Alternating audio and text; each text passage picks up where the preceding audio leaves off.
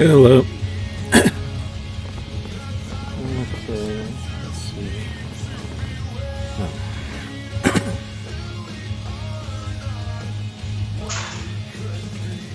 Yeah.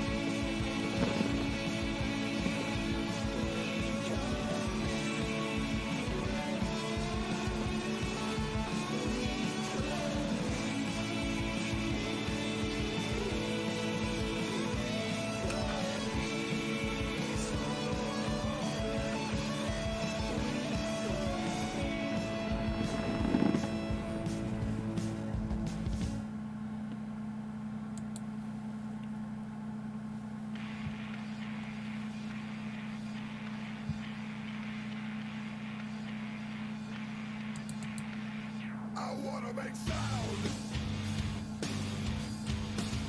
I wanna change everything. I wanna know it, feel it, take it all. I wanna fix everything. But the hardest part of this is to take who you are and change what you need. Stuck in a place you're not meant to be. Take all your doubts, take it from me. You made your chains now be release. I wanna scream out, 'cause I can't stand this wait and see. 'Cause I've been way down, way too long. There's still a pulse in me. But the hardest part of this is to take who you are and change what you need. Stuck in a place you're not meant to be. Take all your doubts, take it from me. You made your chains now be released.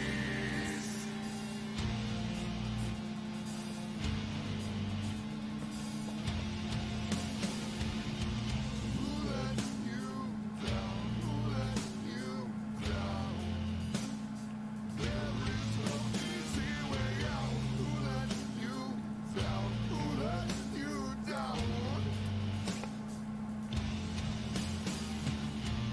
The right words, the wrong time, the hard work, and the hard lines. Who let you down right now? There is no easy way out.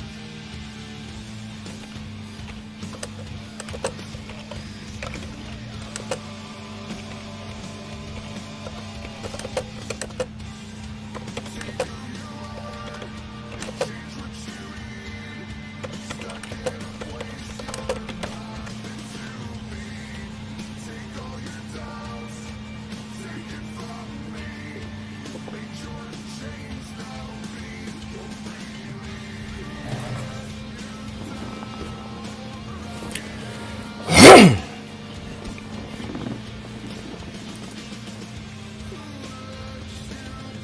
My microphone should be working. Do you all hear me?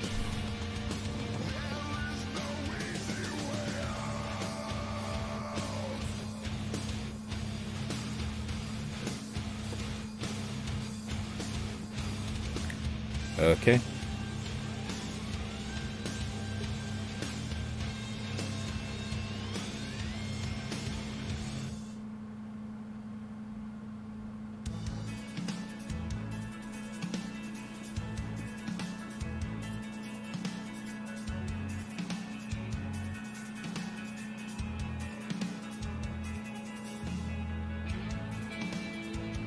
Don't you wait to come back.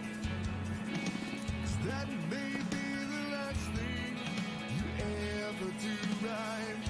You worry about how it always sounds so long ago. You can't see it starting over again. And all we know is wrong back. We're not quite setting behind. Tell me if you're awake. Can I talk to you again? Tell me what's a mistakes that have made us only friends. Now I notice how you don't stay anyways. Don't you wait to come back. 'Cause I've been gone a long time and you never knew. You worry about how it always sounds so long ago. You can't see it starting over again. And all we know is wrong back. We're not quite there.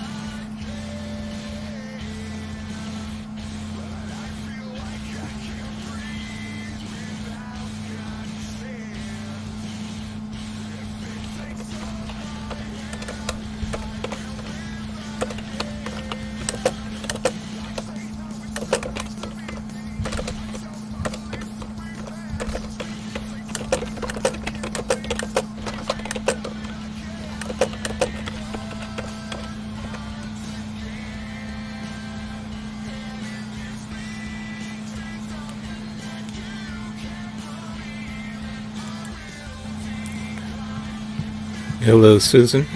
Hi, Larry. How you doing?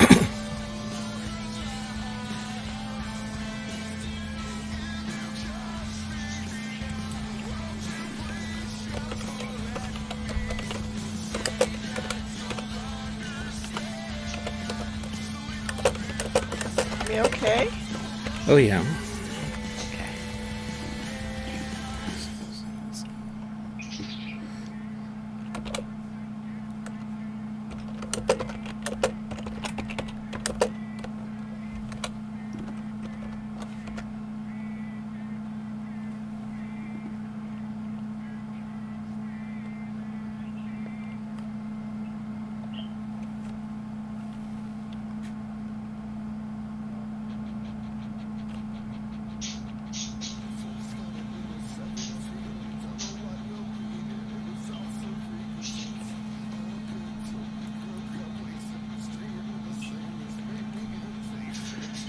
Let's see.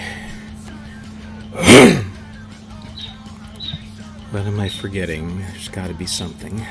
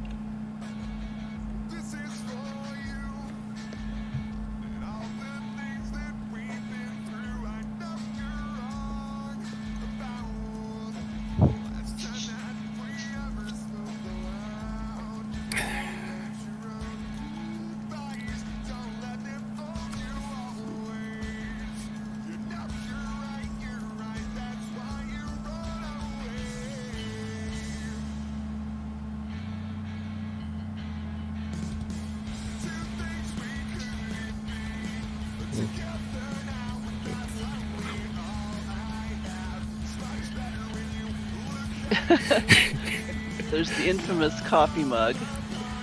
Actually, this one I only use when I'm doing streams. It's kind of a running joke.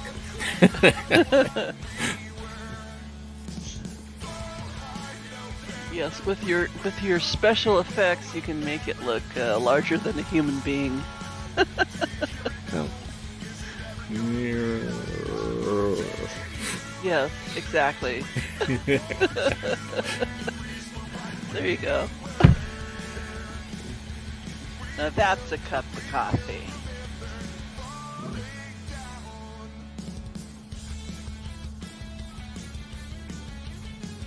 Yes, we do have Murphac here today. Yep. Woohoo! He's back, and he's better than ever.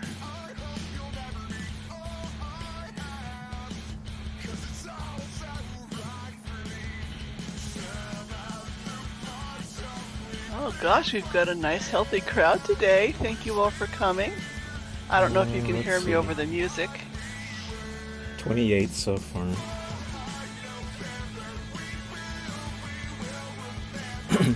At least that's what the stream count is. Yeah.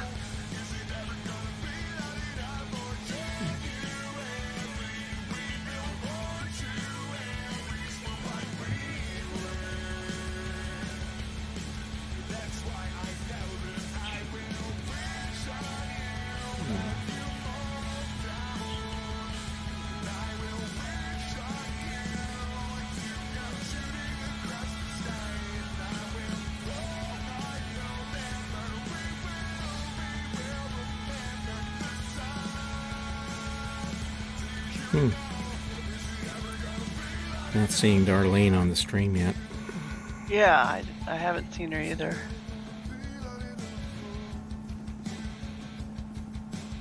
Murphic's not on Skype with us. Should be. Let me, I was connected to him first.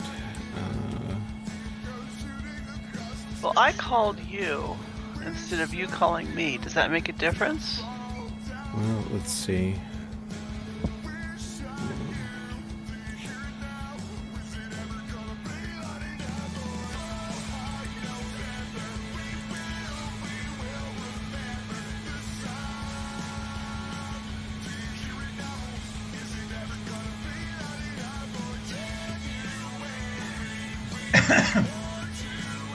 Okay, I think what happened is I wound up getting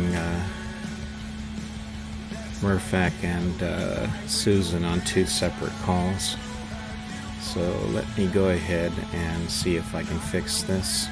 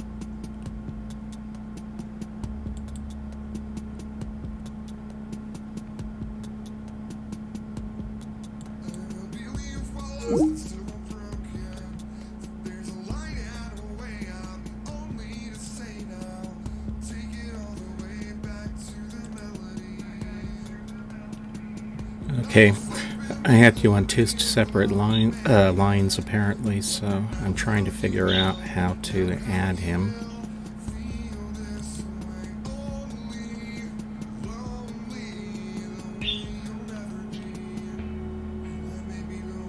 And so Mirfak will not be able to hear me, right?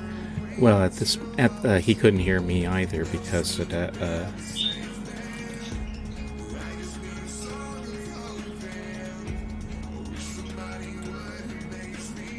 You should be able to click the join call line with both of us. I was trying to figure out how to do that from my end. Well, do you want to do what you normally do and you and he make a call, connect, and then I'll join your call? Yeah, the controls on this thing are not the easiest thing in the world to figure out. So I'm going to go ahead and...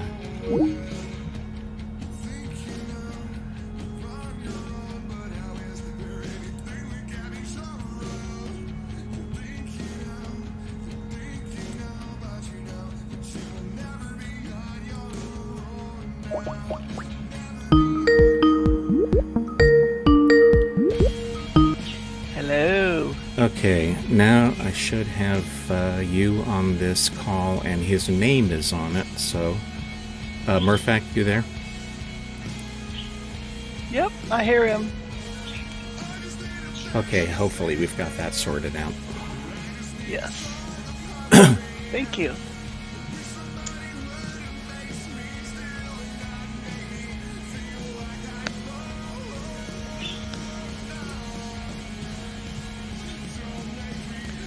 Yes, Zeke, Larry likes to keep us in suspense about the ages.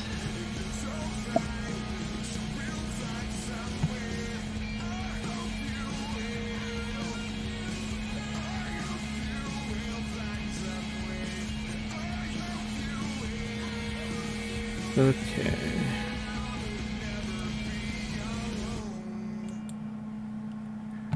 And I just shut down the music. So, announcements. First off, I'm pretty sure everyone can hear me. How about Susan? Is everyone hearing her? Yeah, can everyone hear Larry okay? And can everyone hear me okay? Or do I need to turn up my mic? No, well, at least over Skype, you're fine. Yeah. Okay. Okay. Looks like we're good. So, time to start the talky talk stuff. The talky talk. Well, welcome everyone. Excuse me a second. Frog in the throat. Welcome everyone to our Cavern Tour. We're so excited to have you here with us today. Welcome. I see some new faces today. There's Babel JTE and Birchie. And let's see, Ravinica. I'm sorry if I mispronounced that. And I see a lot of familiar. OKM, I haven't seen you for a long time. So once again, we're having a monthly Cavern Tour. We will be surprising you in just a moment with where we're going to. Please, everyone, make sure you have buddied Mirobot and that you have logged into Twitch TV/LWF58. Is there anyone who has not done either one of those things? Let us know in the text chat. Because Mirobot will be acting as Mirfak is operating his bot. He's going to be providing special effects for us and also transporting us around. So it's essential that you have him buddied.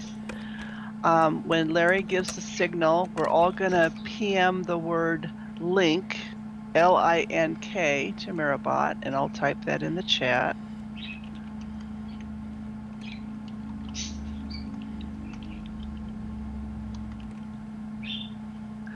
Once you're inside Mirobot's age with us, If you ever become separated from the group, all you have to do is PM the words "Find Larry" or "Find Susan" to the bot, and you will be immediately linked to us.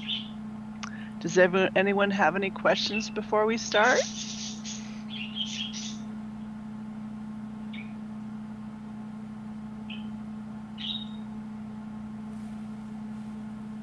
And last but not least, Larry does welcome questions during the tour. He will take breaks from time to time to answer questions. If you can't wait for the break, go ahead and type out your question in the text chat, and Larry and I will do our best to monitor your questions here in the text chat here in the cavern, and also your questions and comments in the Twitch feed. With that said, Larry, would you like to start? Yep, and the bot's in position, so everyone go ahead and link to the bot.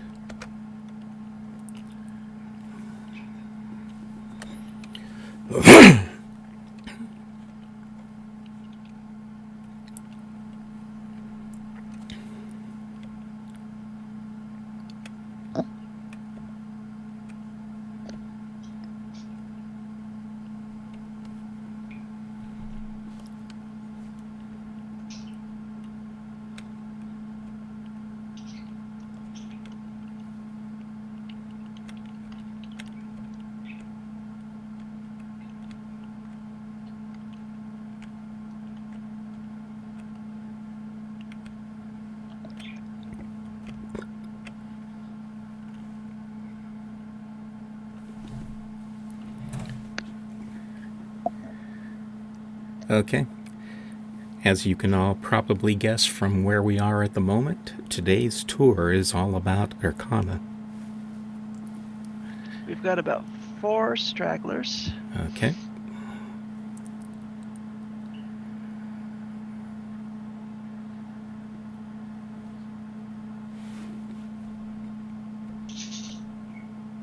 I think they might be AFK, so go ahead and start, Larry. Sorry. Okay. Today we'll be talking about 2 more places that were involved in the story of Kadish, a former guild master of the Guild of Writers. We're starting out today in an area that's called the Arcana Silo.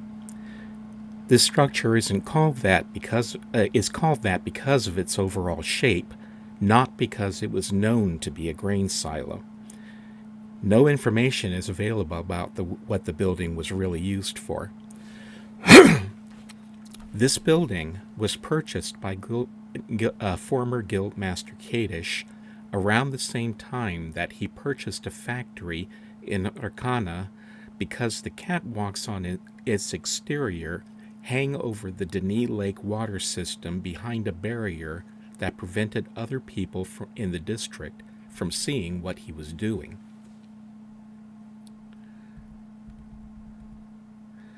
The silo itself consists of 2 levels, and I'm going to put up a picture in the stream that shows the silo from a slight distance so that you can get an overall look at what it looks like.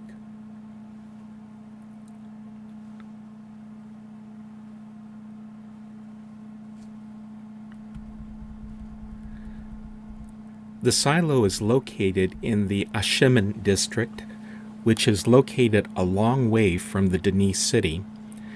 Its coordinates are 1,912 torrens off the Denis zero meridian and 1,562 shafiti in distance from the Great Zero. Its elevation is minus 164 shafiti. Translating that into imperial units, that's a distance of 4 miles or 6.3 kilometers northeast of the Great Zero on Agra Island.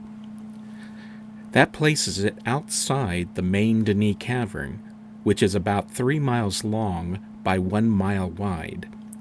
Instead, it's in a side cavern that is deeper down than the main cavern, although it is connected.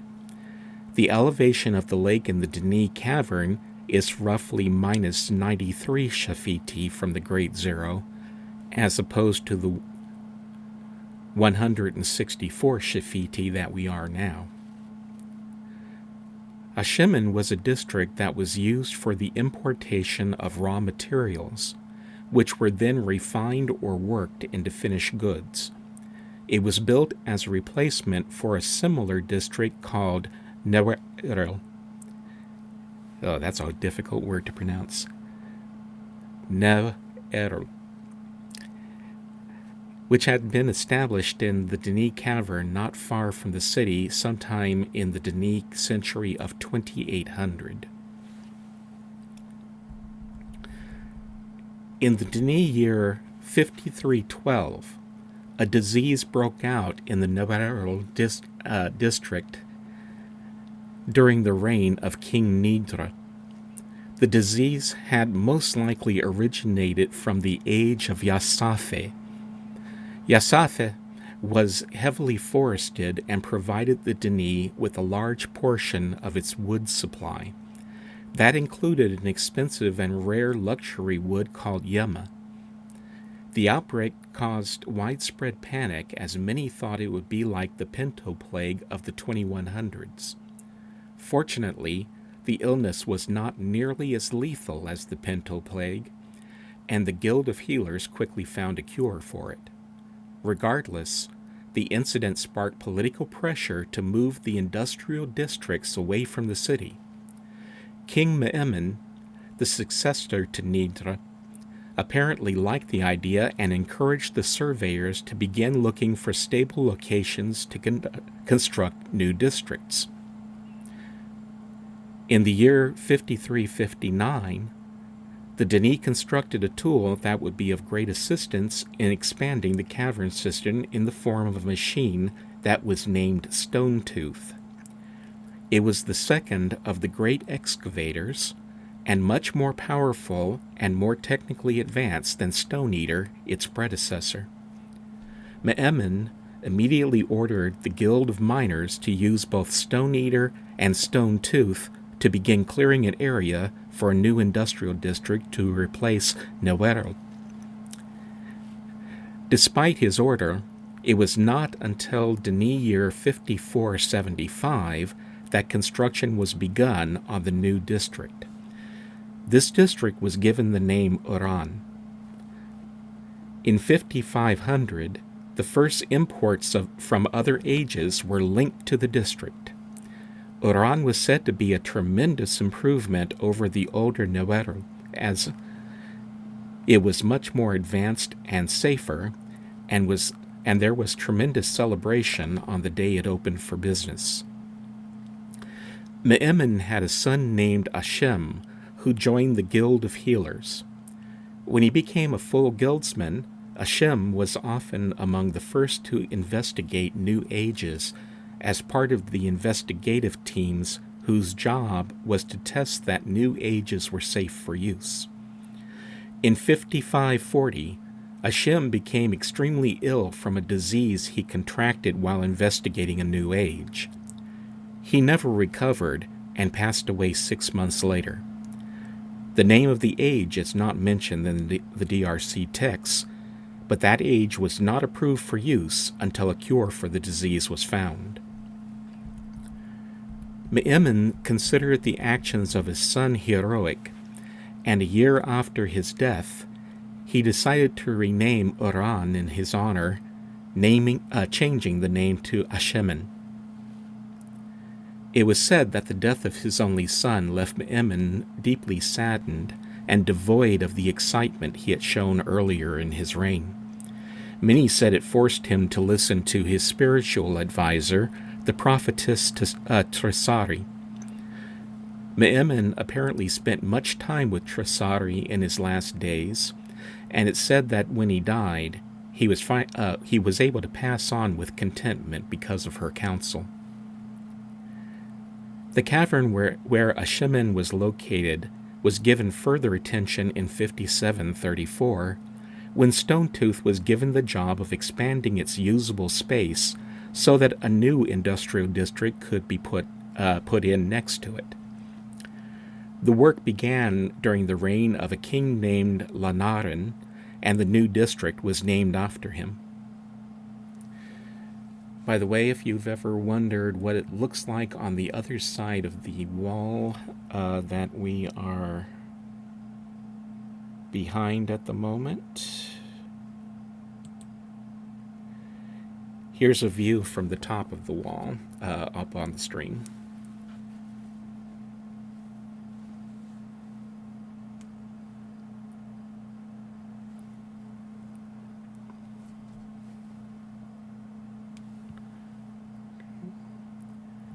And let's go ahead and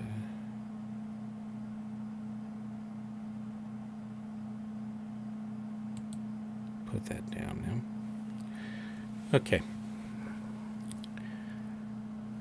I'm standing next to a pellet testing machine that was installed by Kadish to test the properties of a pellet just before it was dropped into the lake water. When a pellet is linked in, it's held by the two spikes while a scanner rotates over it. A reading is displayed on a vertical light bar above the scanner. At present, I am unable to find any references that explain what the meter readings mean.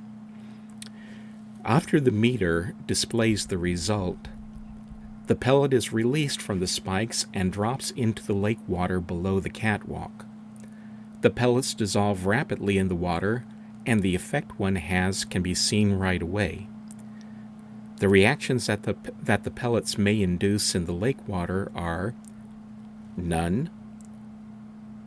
They may release steam, they may cause bubbling, there may be an intense white glow, they can explode, and there can be a deep orange glow which spreads outward in a ring, and that is the best possible reaction.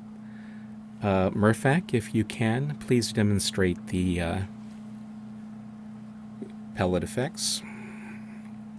So if everyone looks down,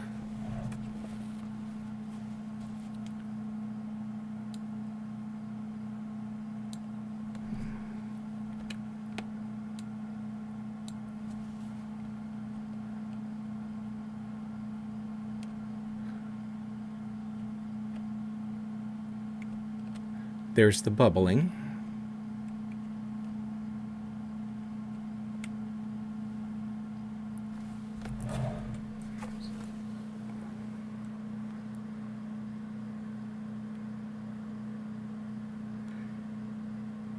There's a pellet letting off steam.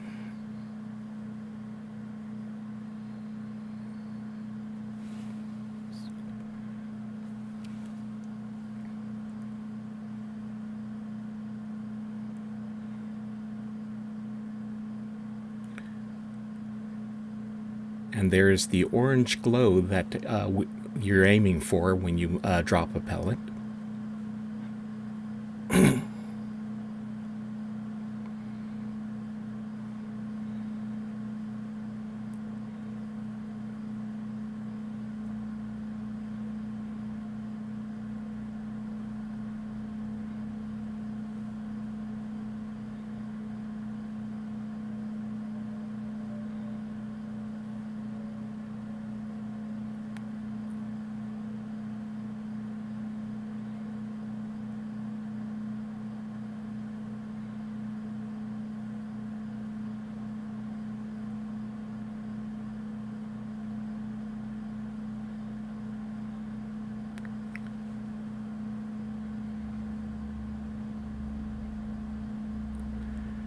And finally, we have the white glow, which means that the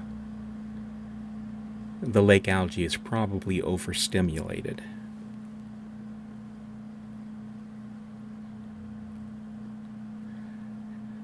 And that was all of the possible effects that we could have.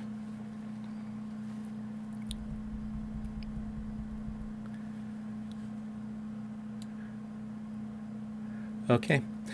Do we have any questions about the Ashimin district?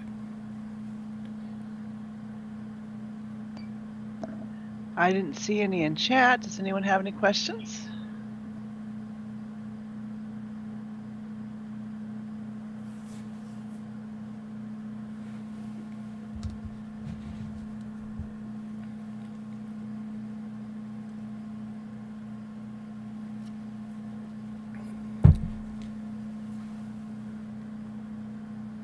Oh, we didn't see the explosion?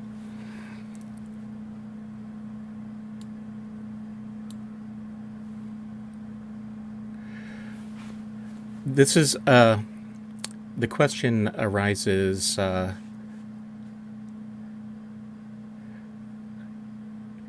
there any more silos? And the answer to that is probably, although again, we don't know what this building was originally used for.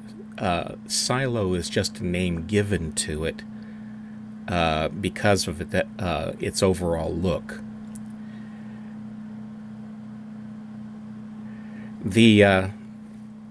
As for that, this was an industrial district, so there's going to be a lot more buildings like this, or with other functions surrounding it.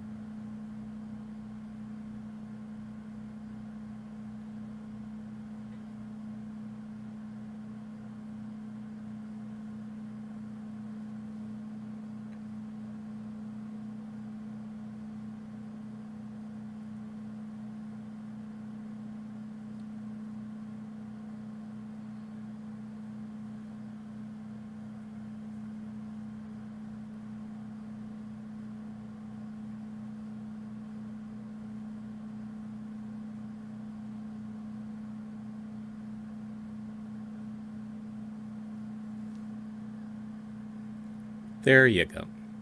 There's your explosion.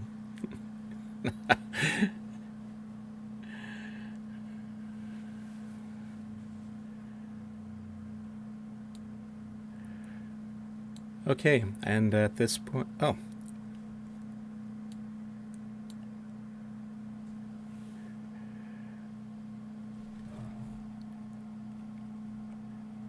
Let's see if I can get a good look.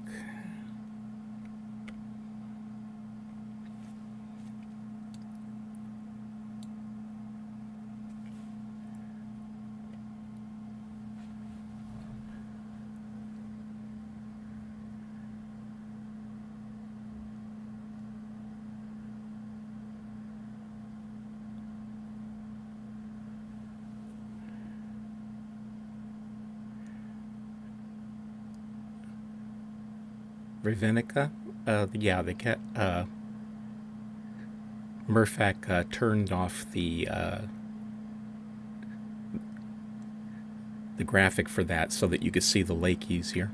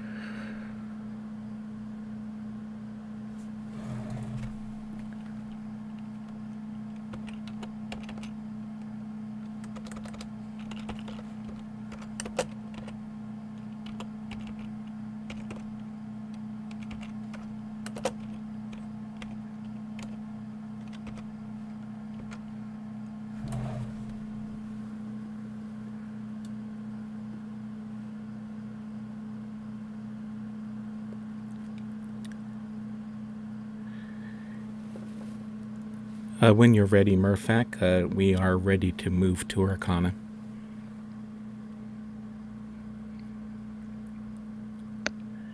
And before we go, I want to caution everyone, please do not climb any ladders unless Larry gives you permission to, because sometimes it may cause a crash or severe lag.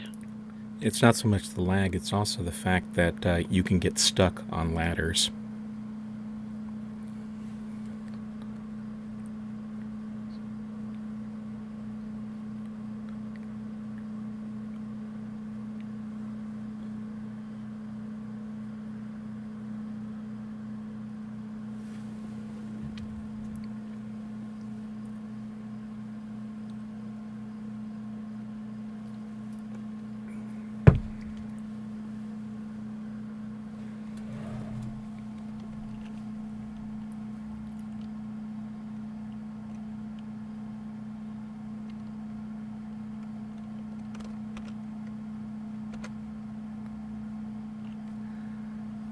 Okay, the bot has been moved, so we are ready to link to Arcana. Let's go ahead and do that now.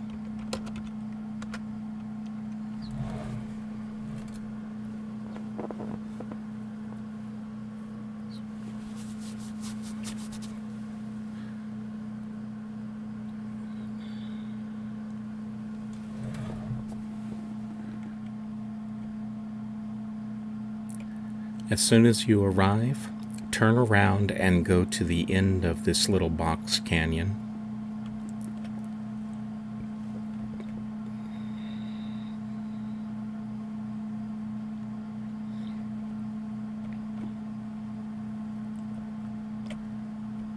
Whoops, I went the wrong direction.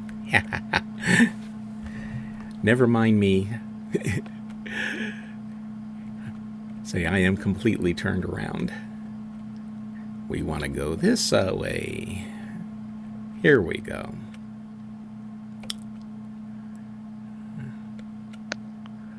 Here we've only got one straggler.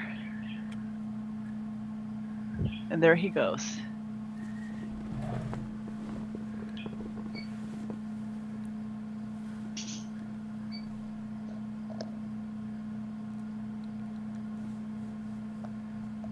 Say, you can now use the command find Larry to catch up with the group.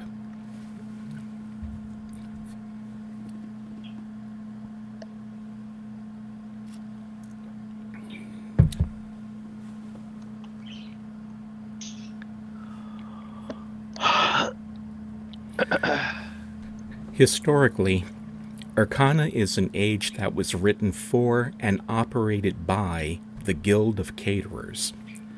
It was one of many ages they owned, and which was made up of farmland for the growing of an edible grain, and it also held processing facilities to convert the grain into food products. Arcana was one of 3 ages that had names beginning with the prefix. The other 2 were Erduna and Erdjura. In a work journal kept by Atris the Elder, the grandfather of the Atris we know, it is mentioned that the latter 2 ages supplied food for the crews that excavated the tunnels to the surface, and the Guild of Miner crews who built the Great Shaft. The meanings of the 3 names are not known, but we can make a few guesses. First off, all 3 were written for and owned by the Guild of Caterers, whose main job was to produce or obtain food for the Dni Empire, distribute it, and in some cases, prepare it for eating. That makes the prefix likely to be a word related to food or food production. We also know that Arcana was an age in which grain was grown, basically because that's what is harvested and used to make the pellets that we drop in the lake. From that, one possible guess is that the prefix might have been a word related to grain. If so, then the names of the ages may have been the names of the grains that were grown in them. For example, They might have been named after the Denis equivalent of wheat, rye, and barley. Sometime between the Denis years 9300 and 9400, former Guildmaster Kadish purchased one of the production facilities in Arcana. He remodeled the factory there to produce concentrated food pellets for his attempt to revive the luminescent algae in the Cavern Lake. According to record, the algae was no longer producing as much light as it was supposed to, and the periods of light and dark were falling off the 30-hour cycle that they had been created to follow. The food pellets were not produced here were not edible. Instead, they were formulated to dissolve rapidly in water and were intended to give the lake algae the nutrients it needed to restore its health and ability to emit light. The pellets were still in the experimental stage when the fall of Denis occurred. Kadish only had a single testing location, where we were, which is where we just were, the Arcana Silo. There, a pellet was tested using the testing machine to measure its characteristics, and then dropped into the lake so that an observer could judge its effect. In this age, Kadish also placed clues to his great tree puzzle in Arcana and the Silo. Yisha appropriated that puzzle for her version of the Path of the Shell, although she later changed the goal. Kadish's clues appeared as two numbers divided by a colon. And let's go ahead and bring up an image of that on the stream.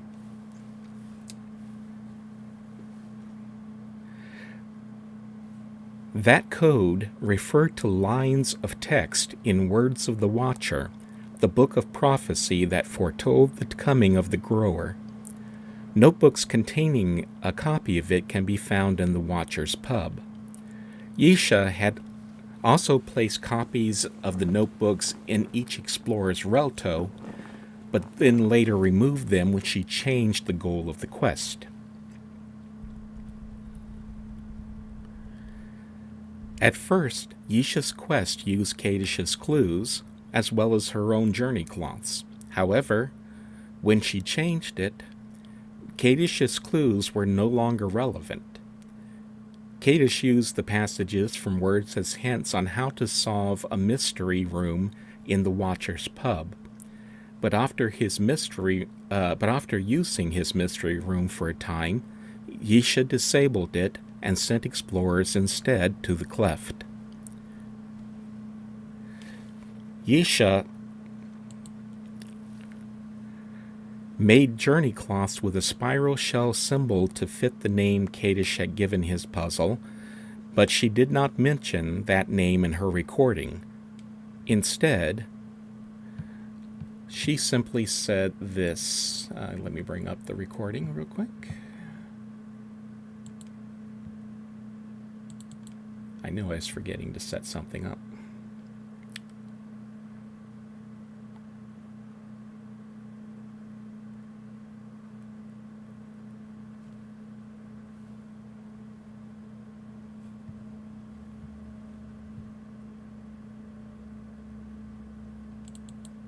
It should be this one.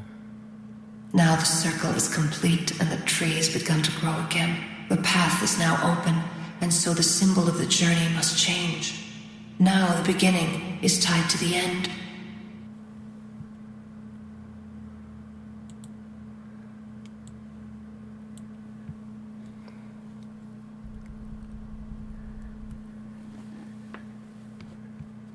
At first, Yisha added another puzzle to the quest, but removed many of the hints later. The puzzle hints were sections of a grid that gave the explorer a pattern to use in the Myst library's fireplace. One of them was on the wall next to where I'm standing, and if you look at the stream, you'll see what it looked like.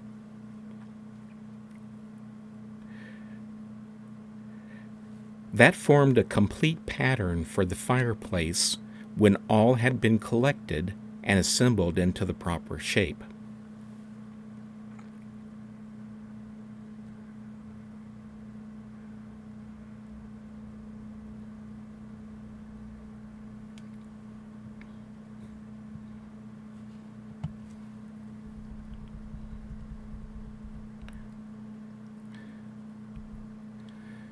While it isn't stated, the DRC restoration of Arcana may have begun when the cavern was reopened in the year 2006.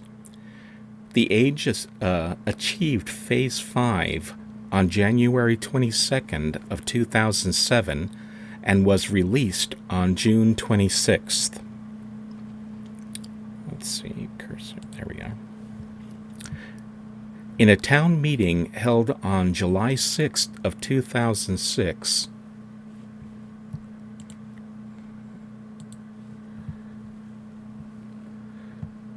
Dr. Ikuro Kodama said that he hoped that Arcana's resources would be useful in future efforts to restore the cavern's lake water algae to a more normal light level and activity cycle.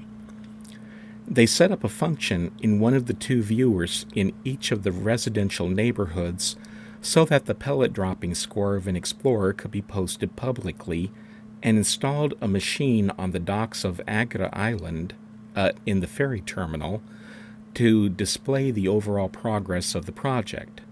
However, by the time the DRC closed the cavern for the second time in April of 2008, no visible progress had been made on the lake lighting project, and the machine on the docks had proved to be a mistake that disheartened explorers because they couldn't get the value shown on it to move.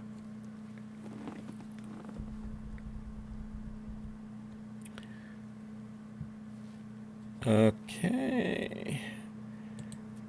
And now we're going to go ahead and head out into the main canyon over near the big metal blockade.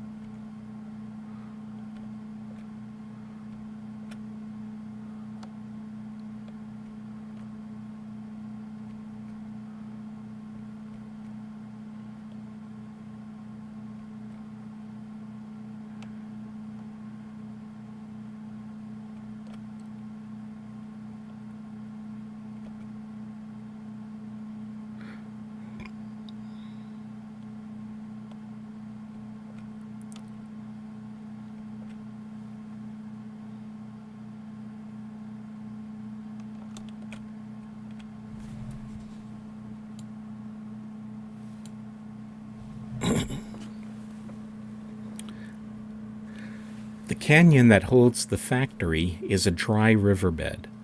The river that flowed through here was blocked off by a dam when the grain processing factory was constructed.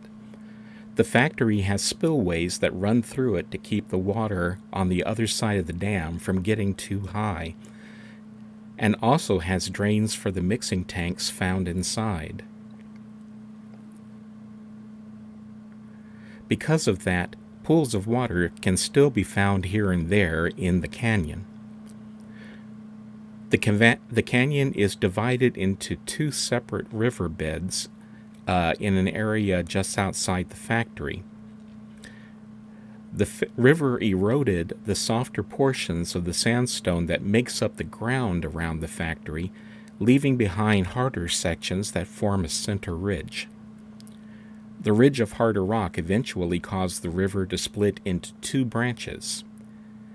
The slope is subtle, but the canyon is lower at the far ends than it is at the factory itself.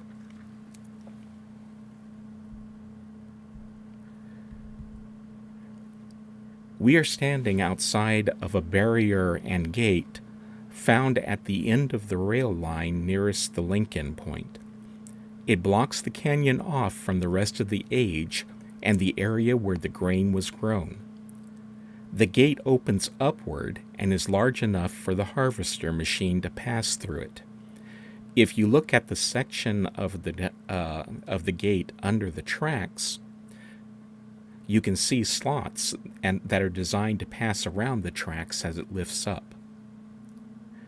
While nothing has been found written about it, the barrier was quite likely installed by Kadish to keep the other Denis working in this age from wandering in to see what he was up to.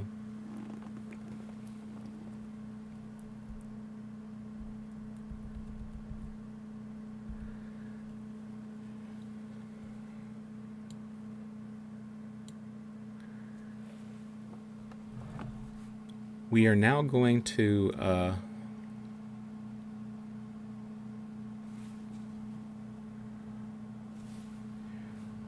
walk over to the side canyon, or the side cave, where the glyph for the journey is found.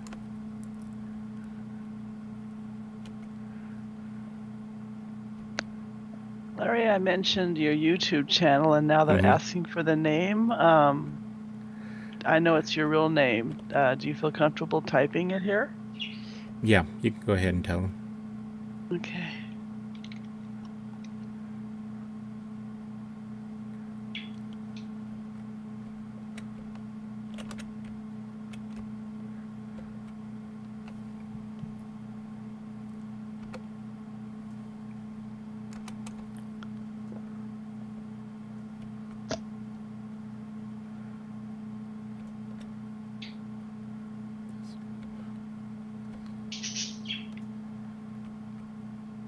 Shiloh's asking if they also did animal husbandry here as well as farming. That would have been in other ages. As far as I know, this was only used for growing grain. The Guild of Caterers tended to kind of specialize the ages for different purposes.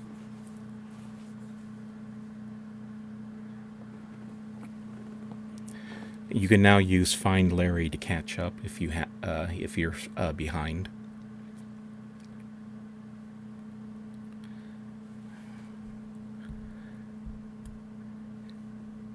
Right now, Yisha has set up this particular small cave in order to hold a linking glyph and one of her journey cloths. But this was not the only way that she ever had this set up. As a matter of fact, the journey cloth was not here before.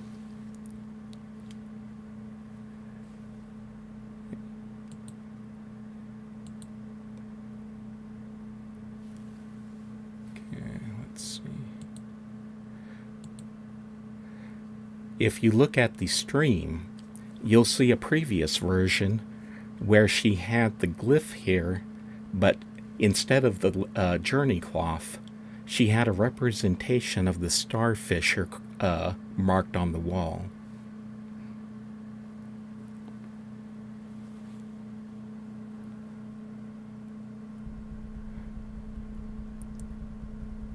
Yeah, the photo is from Complete Chronicles, correct?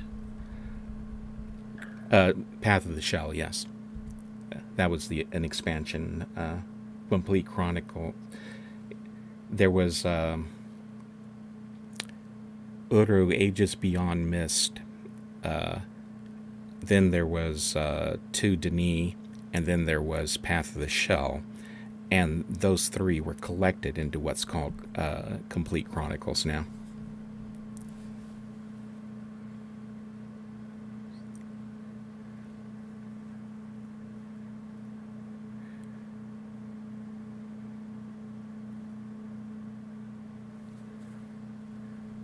Okay. Now we're going to walk back out of the cave, and then over.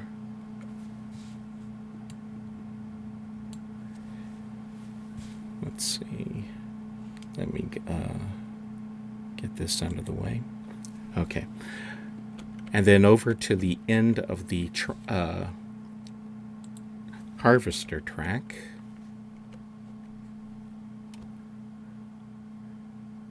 where it is broken.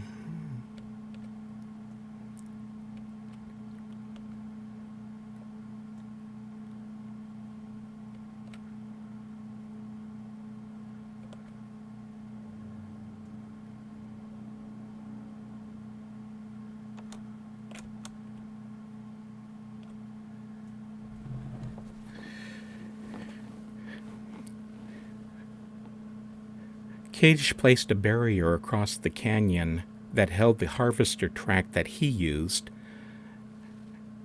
but it seems that he may not have seen a need to go to the trouble and expense with the track that he wasn't using. Instead, it appears that he came up with a simpler solution to the problem of keeping uninvited guests out of his factory. He noticed that the track crossed a natural sinkhole that effectively blocked off the route from foot traffic and decided to cut the tracks above it to keep the harvester on that side from getting in. Both sides of the track have clean cuts across them, but you may notice that the tracks on the other side of the sinkhole are bent downward.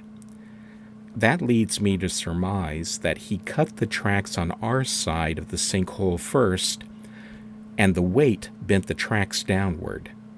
When that was done, he crossed to the other side and completed the job, allowing the track sections to fall into the hole, where they remain to this day. And if you look at the stream,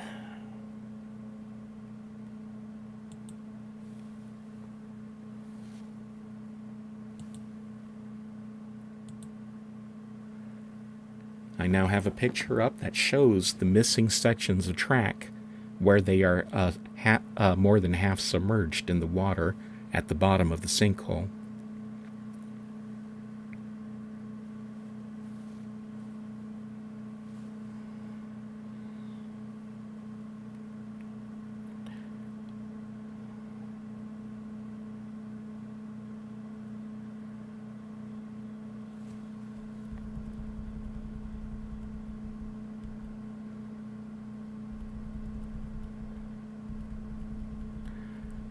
And while we're here, I'll talk a little bit about the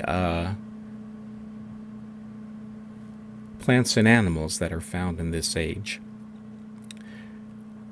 The plant life in the canyon is sparse, but there's more than one might expect. The ground is dotted with shrubs that have been identified as a variety of Artemisia. Related shrubs can be found in the desert around the cleft. You'll also see very sparse single blades of grass, which is a variety of panic grass, and that type of grass can also be found around the cleft.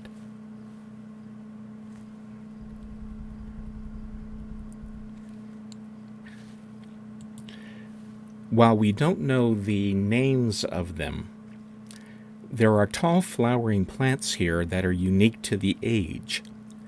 The Denis Zoological Society called them tristalks because of their characteristic shape, but no official name has yet been found. Tristalks are only found in this age, although they can be imported into Relto. The basic characteristics of the plants are that they grow from a bulb and divide into 3 stalks periodically. The individual stalks then divide into 3s farther up as the plant matures. Tristalks have been estimated to reach approximately 40 feet in height. There are 2 varieties found in Arcana. One has petal-like leaves at each joint where it splits into 3s, and smooth stalks.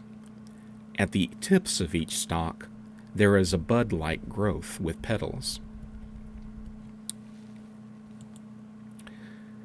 The second type grows from the same kind of bulb, but grows into a single segmented trunk before it begins to divide. The stalks themselves lack the leaf petals and are much thinner than the other variety. The stalks end with bare tips rather than bulbs. You'll see a number of broken off ones at the next to the harvester tracks, and those are the bases of the second type of tri-stalk.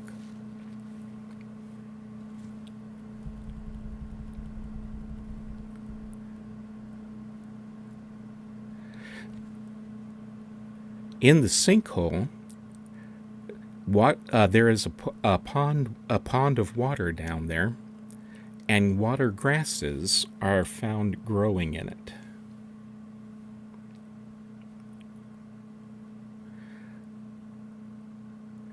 It's unknown how such a lush species of grass may have gotten there, although it's possible that the seeds may have been born downstream when the river still flowed through. The pond itself may be unevaporated water from the last time the dam spillways were used, but another possibility is that that pond may mark a water table under the surface of the riverbed.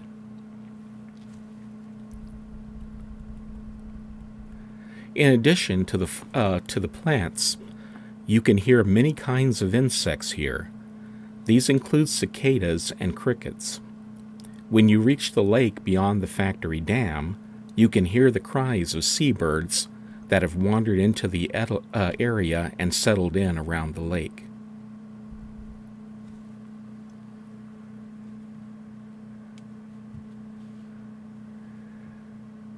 Okay, do we have any questions now about anything I've covered up to this point?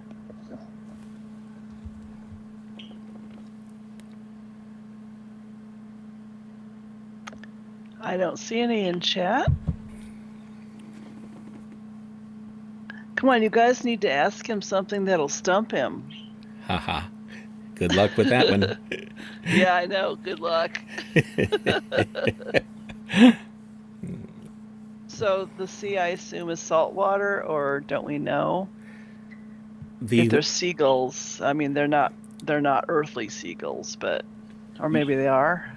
They could be. There's a lot of crossover between plants and animals from age to age. A lot of the ages are variations on Earth. The other thing is that seagulls do not necessarily hang around salt water, and they can often be found.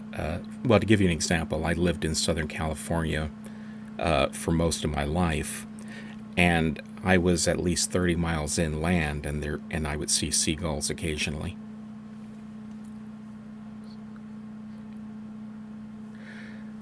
As for how far back the canyon goes, that's an open question.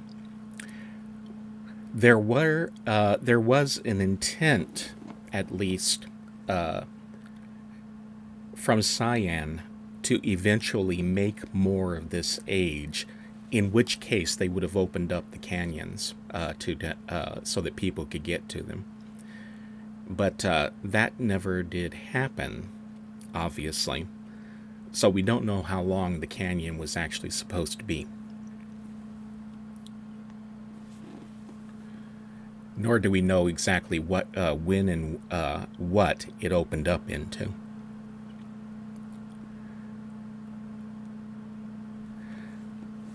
And I am going to, let's see. Caver's asking why there's a sinkhole, if we know. Because the ground sinks. Yeah, Caver is literally a caver. He and his wife literally go, what's it called? Cave diving? Spelunking. Yeah.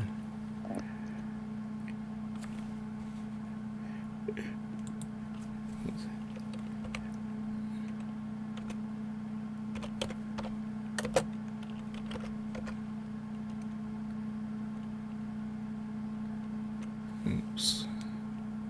So in other words, this was a natural formation as opposed to something that he did. Okay. No, he. You can see from the way it's set up that it was not dug out by a machine or by hand. Instead, it's a natural formation.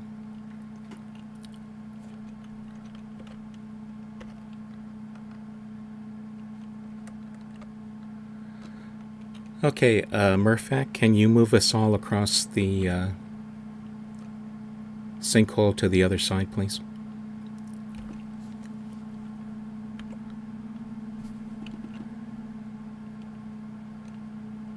We want to go look at the lion.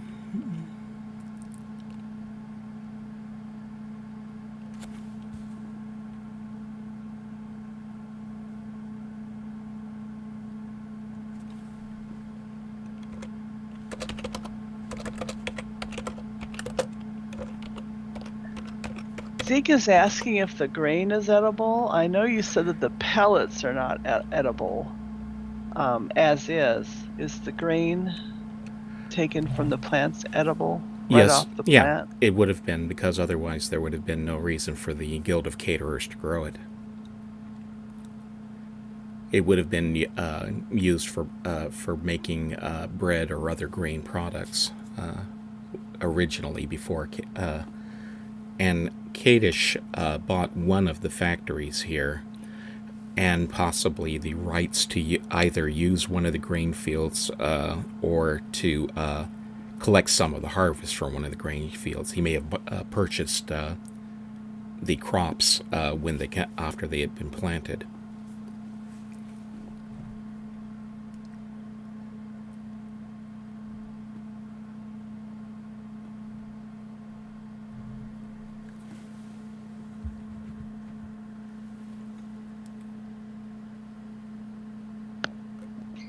Every time we come here, it's daytime. Do we know if this age has a day-night cycle? That's an out-of-character question, and it's the thing that you have to know about that is that Cyan would not have put in a day-night cycle unless it was part of the story they were telling.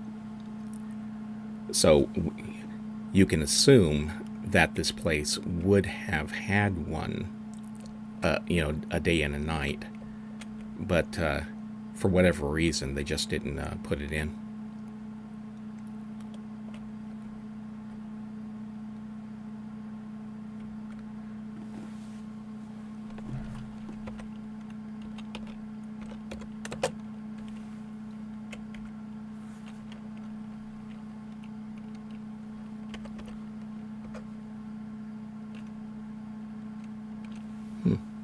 None of my bot commands are working, so I can't get across.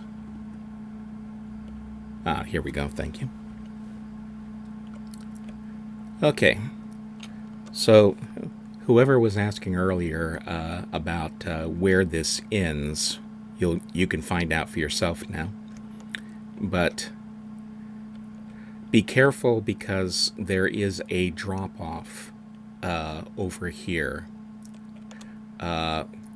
I'm going to move up. Okay, so I believe it's approximately here. Yes. Where I'm standing, if you walk past me, then you're going to fall, because that ground is not solid on past that line.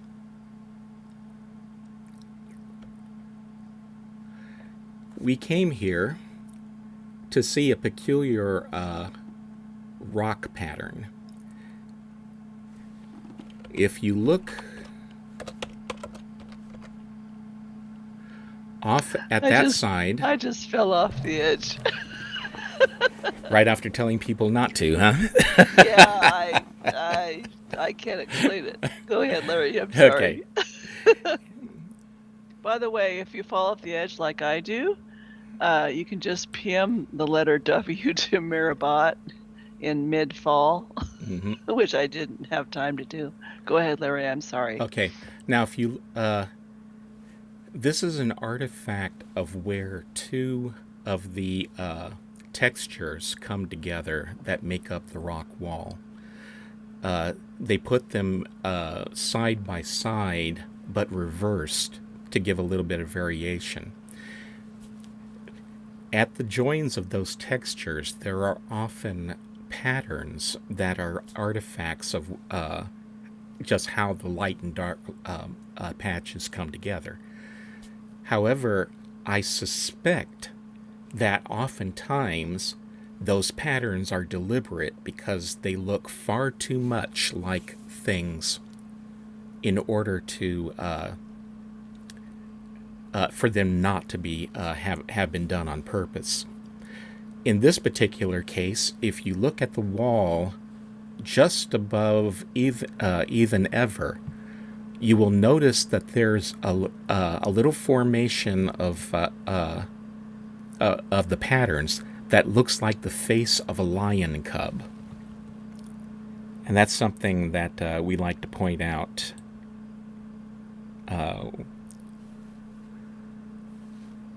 whenever we come here. If you look at the stream window, I've just put up an enhanced version of that pattern so that you can see what that is. And you tell me, is that an accident or was that deliberate?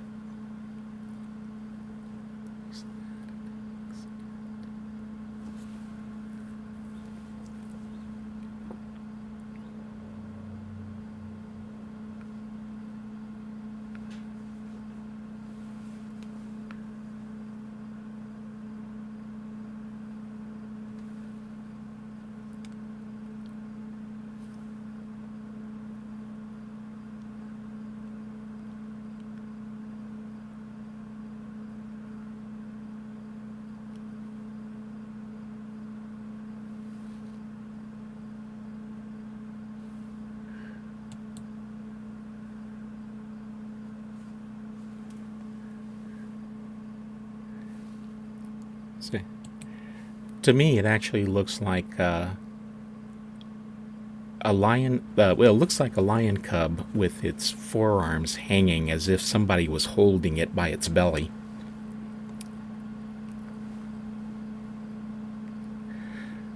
Scott Miller, take a look at the stream window if you don't see it in the wall.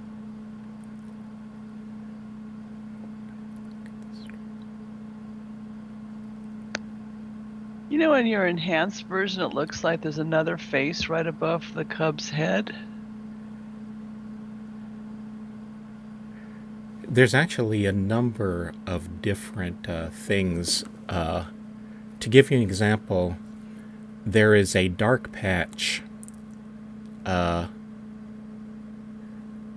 a darker band above there, and there's a dark patch there that almost looks a little bit like a cat's face.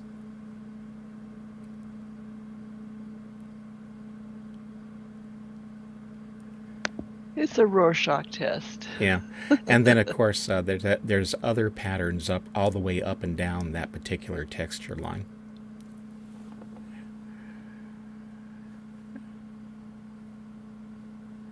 So that's and you'll find a lot of these types of patterns in the Great Zero if you poke around in there. So it's just one of those things.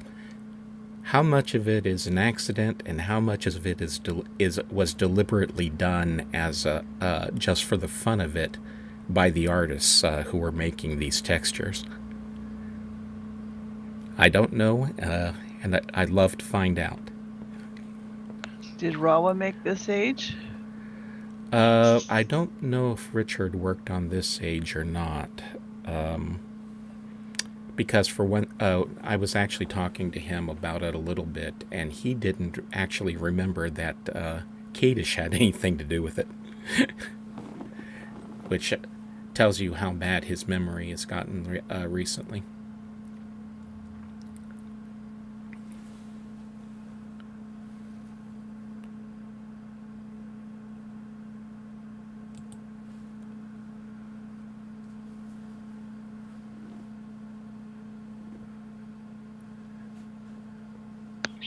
Oh, and speaking of Rawa, did you know that Darlene's on Twitch? Oh, no, I haven't been paying attention to the to that, but it's great to see you, Darlene.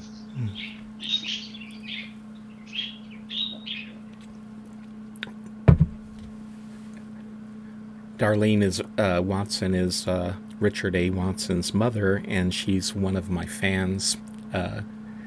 one of the fans of my artwork, which I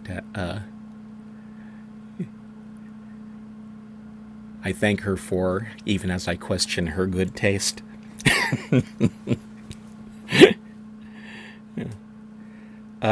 In fact, Darlene just said that lion cub reminds her of the Lion King cub being held up by the monkey.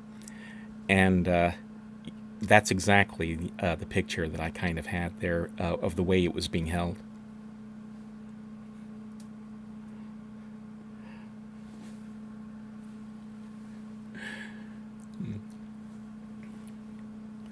Okay, anyway, we better get moving on since it is 10 minutes after the hour here.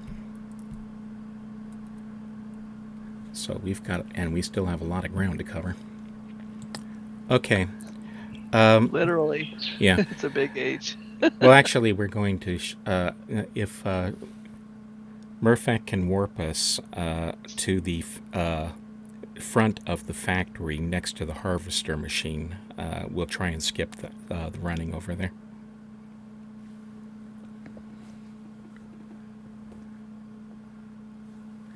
Scott Miller, did you check when I had the enhanced version up on the stream? Because he says he's not seeing it.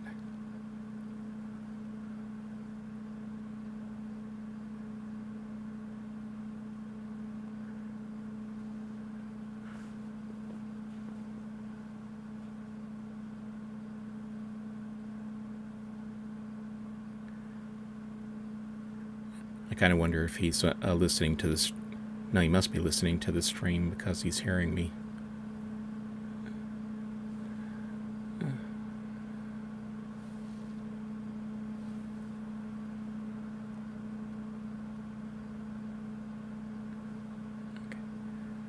Well, worst case scenario, he can rewatch my recording of this later.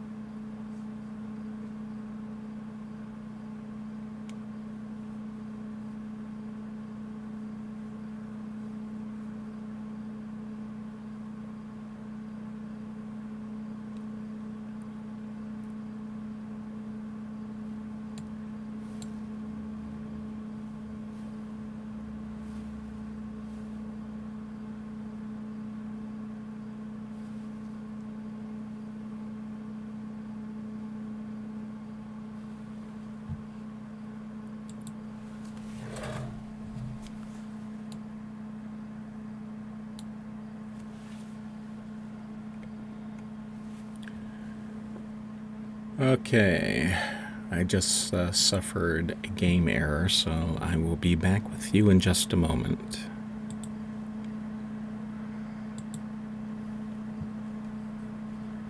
Oops. If I click on the right game icon, that is.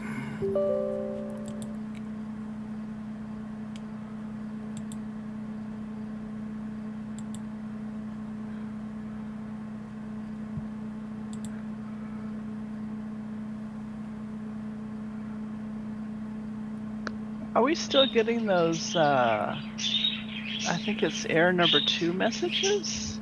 Or has that been resolved? Fan programmers have been trying to track that one down and fix it for quite a while now, and it's proving extremely elusive.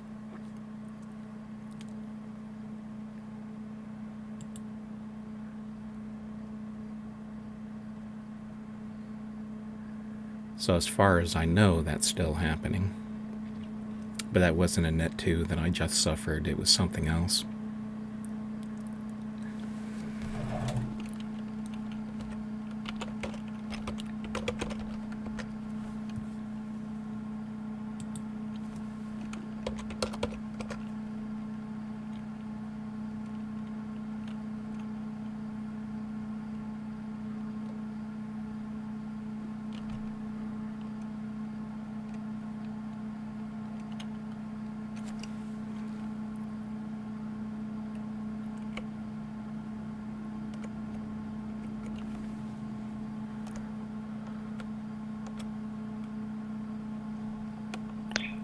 Well, what's nice about being on Twitch is on the rare occasion we get kicked out, we can still see what's happening. Not only On the that, internet. but you don't miss anything that's being said. Yes. Okay. What's the harvester doing over here? Okay. Well, anyway, I was going to talk about the harvester, so this is just as well. The machine that you're seeing here is a combination harvester similar to farm equipment that's being used around the world today. However, instead of being on wheels and going wherever you wanted it to, it traveled on fixed rails. Like current combine harvesters, it performed 3 main tasks: reaping, threshing, and winnowing. The body of the machine above the catwalk is devoted to the grain processing. It probably does not contain an engine per se. Instead, it may well have been operated using electrical power broadcast from the factory. The harvester served other functions as well as being a grain collector. It was also used to spray fertilizers and pest repellents, and there are 2 large tanks in the body of the machine to hold chemicals. Each tank had 2 spray nozzles for a total of 4. If you will take a quick look at the stream window,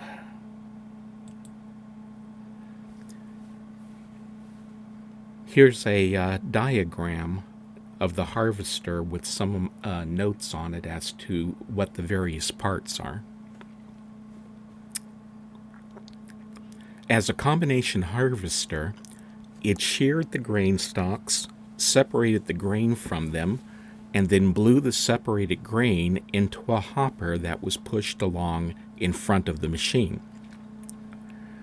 When the harvester arrived at the factory, the hopper could be separated and moved up a lift into a room where it connected to 2 large pipes that matched up with round hatches on either side of the lower body.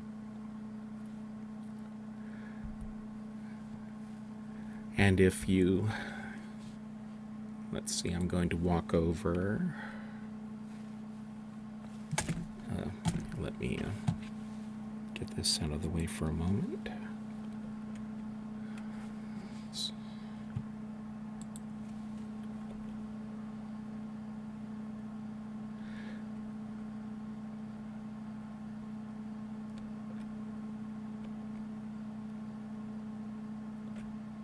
Okay.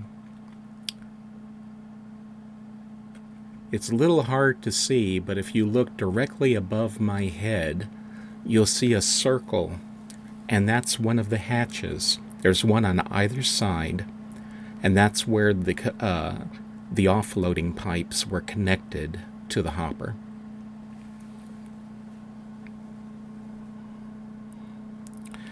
Like many Denis or Denis-inspired vehicles we are familiar with, the harvester seems to have moved along by magnetic levitation. There are no wheels on either the harvester or the hopper. And I'm going to put up another picture on the stream. This is looking along the track and you will see that the harvester is not actually in contact with it. Instead, it floats several inches above the track.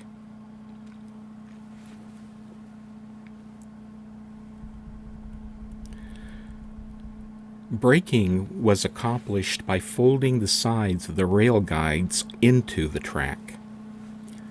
The friction caused by the guides rubbing on the track makes the squealing sound that you hear when the machine is slowing down.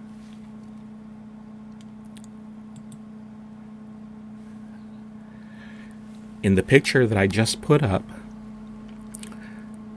you can see that the gap that is caused by the harvester floating above the rails and the brake is folded inward and contacting the side of the rails to hold the thing still. If you look carefully at the picture, you'll see struts that are used to pull the guide into contact with the rail and move it outward again when it wants to move.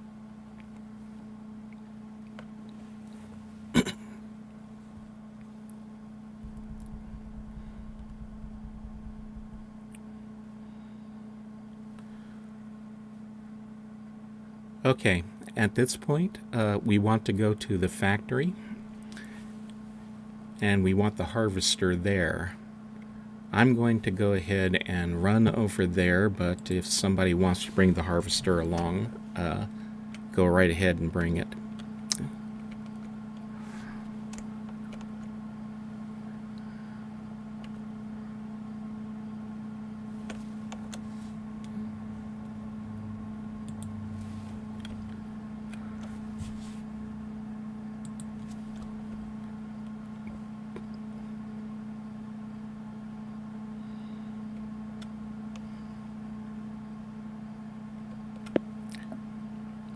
Oh, Murphac put the wings down. Yep.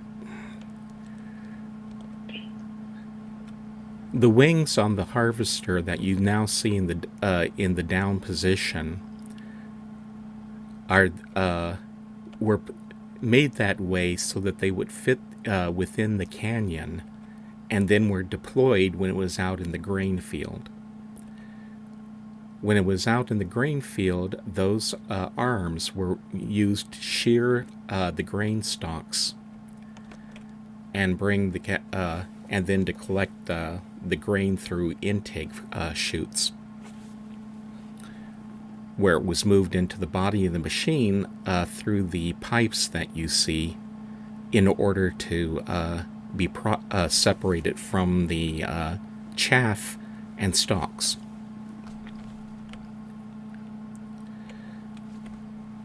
Over here,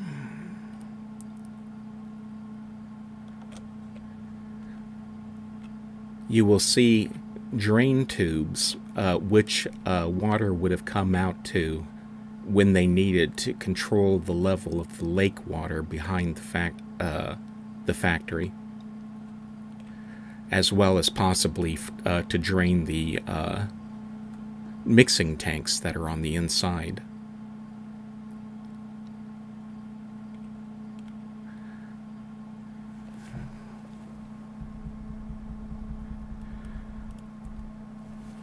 If you face towards the left-hand canyon wall as you're facing the factory, above the harvester, you will see a structure that we have that's something of a mystery. We don't know its exact purpose. There are some guesses. Some of the guesses are that it might be a power plant to broadcast electricity, a water treatment facility, a steam generation plant, or possibly even all of the above. But there's no information about it, so it could just as likely to be something else entirely. The only clues that we have is that there are rusty pipes running from it to the factory, which hints that water or steam is being moved between the two. And there are 3 large antennae on top of it that hint that something was being broadcast or received by it. There's also a propeller blade on one of the buildings, but there's no hint of what that might have been intended to do. Typically, there are 2 reasons why a propeller might be found on a building. The first is to measure the speed of the wind around the building, and the second is to turn an electrical generator. But for all we know, it might be there to turn the crank on an ice cream maker. Anyone's guess about what it does is as good as anyone else's.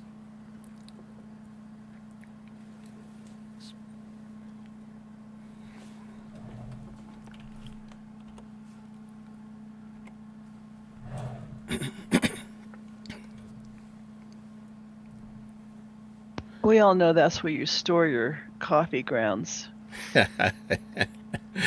Maybe.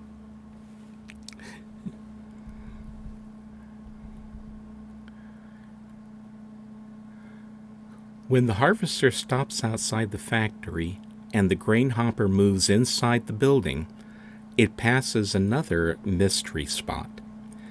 There's a corridor running through the building across just inside the front. And I'm going to put up, let's see.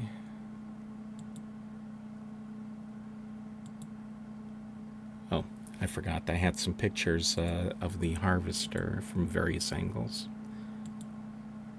Okay. So the picture that I have up right now is the boom from the harvester through which grain was moved to the hopper. There's another view of it.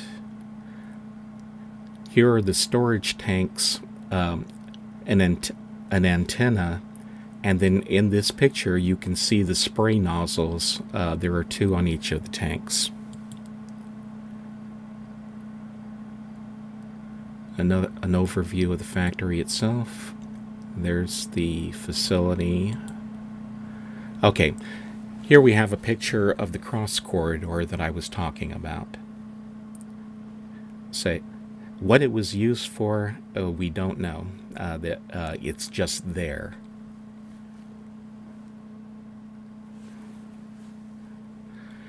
By the way, it's much darker than this when you're inside there. I enhanced that picture to make things more visible.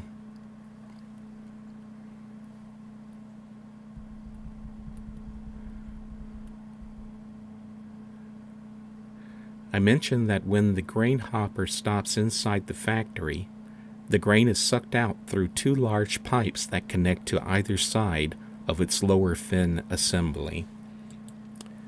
These are the pipes that I was talking about in the next picture that I've put up.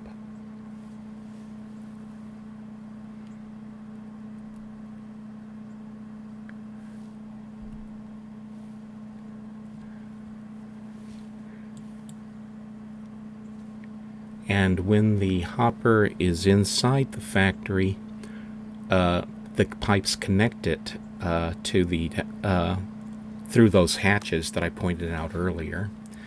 And I have a picture of the hopper in position with the pipes attached.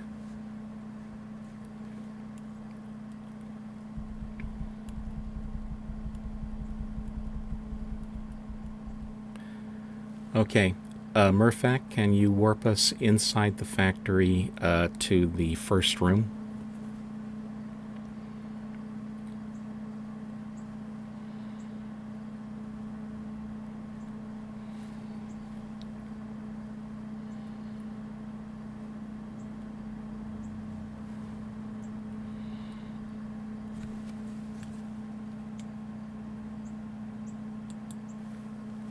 Thank you.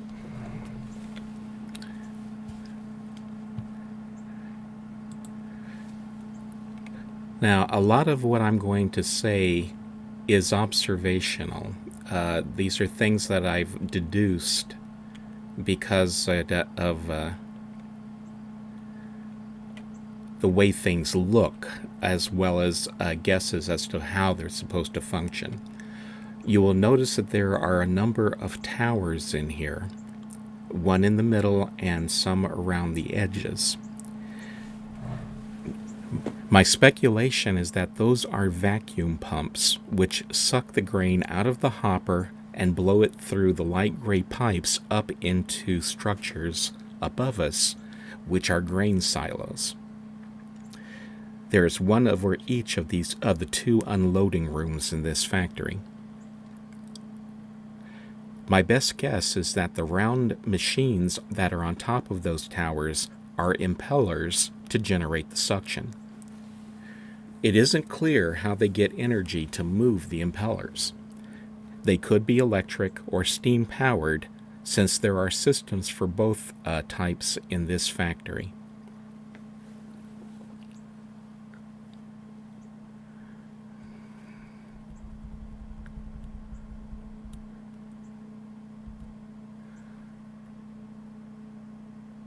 Okay, rather than going down all the ladders that we would have to, I'm going to go ahead and... by the way, here's an overhead shot of the suction pumps. I'm going to show you a picture of the corridor down below, although everyone here, having played the game before, is going to have seen these. This is a cross-connection corridor between the two unloading rooms. You can see steam coming out of the pipes down there, which is why we know for certain that that steam was used for something in this part of the factory.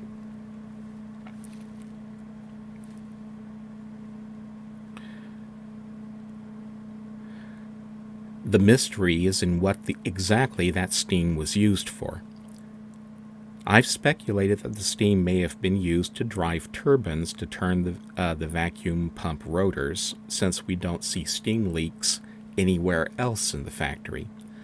Another possibility is that the steam may have been used to partially cook the grain, although that wouldn't make much sense at this stage, because the grain is ground into flour in the next building. A third possibility is that the steam does travel all the way through the factory to the oven room and the pellet making machine, which would make sense as the grain mixture is cooked at those points. Again, your guess is as good as any other as to why and how steam was used in this building.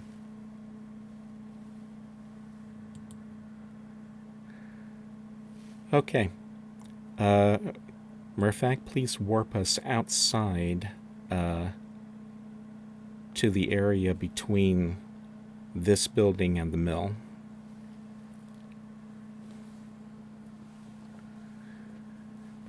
And while we're waiting to be warped, did I miss any questions?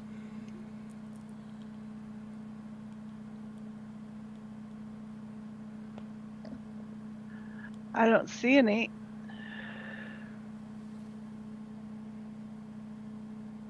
I see jokes, people making funny jokes. Thank you.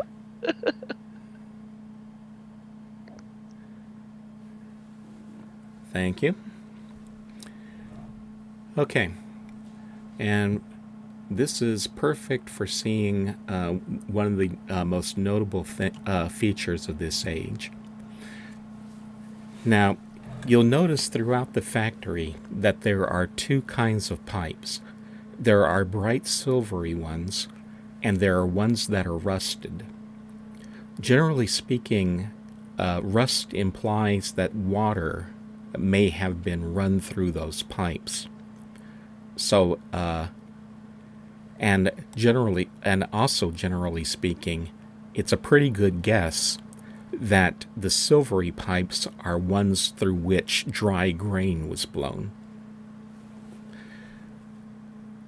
If you look upward and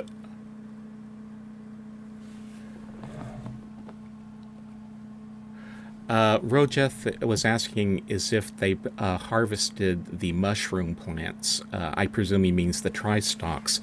And the answer to that is no. Those were not what was being harvested here, although early explorers thought they were because they saw some that were broken off.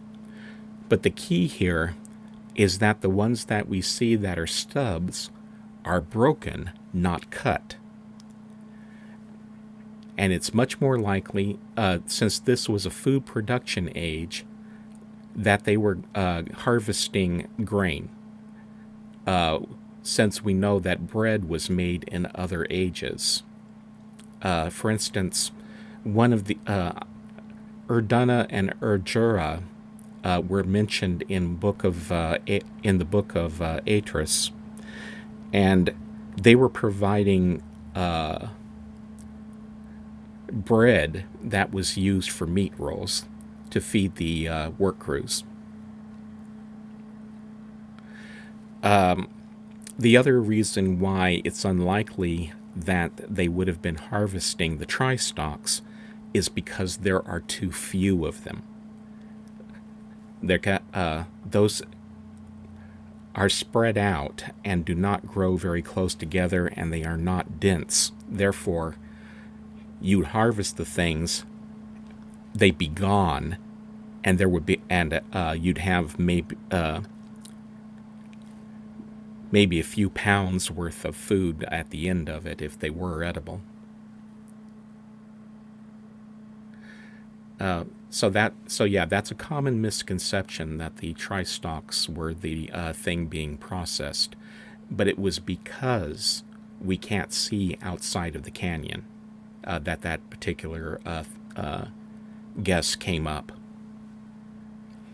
The other thing is that in a lot of the canyon,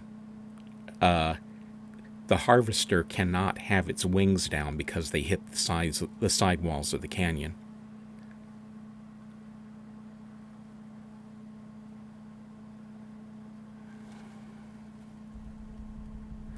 Anyway, I was going to say that if you look up back towards the first building, you'll see the grain towers that I was talking about. And then there is a large silvery pipe that crosses over the water, and you'll notice that there are other pipes coming down to it from the towers. So that's how they would have moved the grain from the first building into the second building.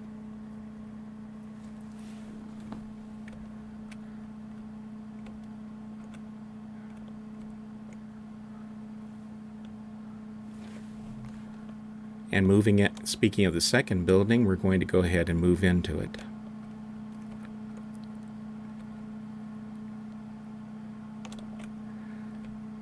And here we find the millstones that were used to turn the grain into flour.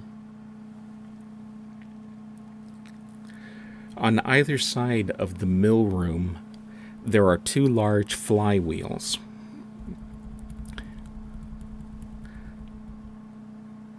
Flywheels are used to store energy in the form of momentum. That would have made it easier for the rest of the machinery to keep turning and reduce the power requirements for the grinding operation, at least after the initial startup process was completed and they were turning. However, there is another mystery of this factory, and that is the rotating blade assembly atop the mill. It was guessed that they were a windmill to help also turn the mill wheels. But the problem with that idea is that they are vertical and don't have any pitch to catch the wind and turn as if they were the sails of a windmill. They're also made out of mesh, and that would have allowed air to pass right through them. So that leaves the actual function unknown. One other possibility that's been raised is that it's possible they might be a form of antenna, or that they have solar cells on them that convert sunlight into electricity. But if either of those may be the case, then the question is, why would they need to turn?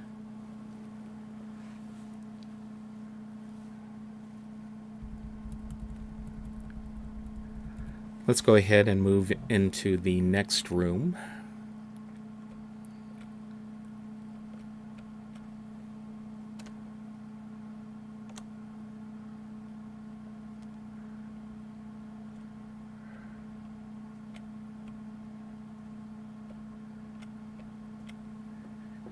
And this, of course, is the master control room for the factory.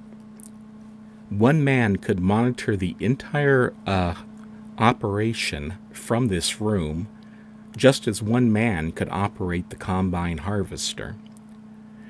Kadish had this entire operation set up to be highly automated.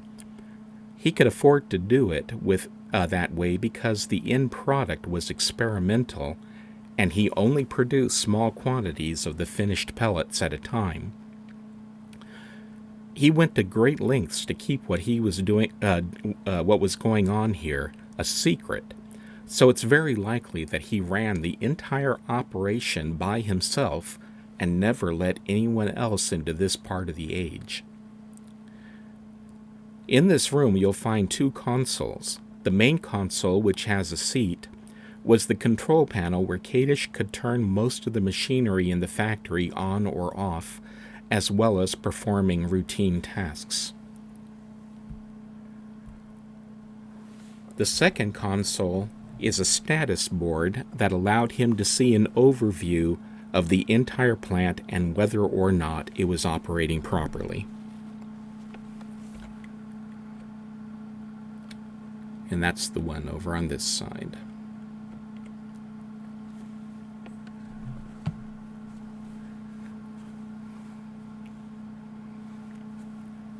Let's see, how are we doing time-wise? Getting a little short. Yeah, 20 minutes. Yep. Okay. So let's go ahead and move up to the next area, which is the area that contains the mixing vats.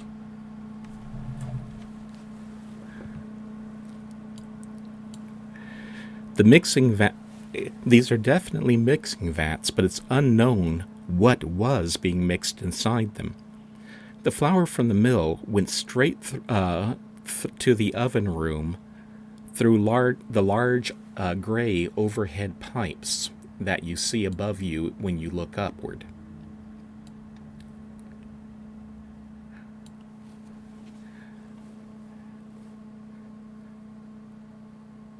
The mixture from the vats was moved there through the rusty pipes that you see coming out of the 4 mixing tanks.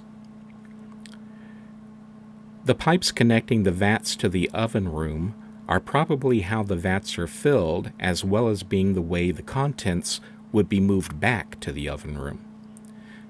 Each vat, however, has a large drainage pipe attached, which was presumably used to empty them in emergencies or when maintenance and cleaning was required.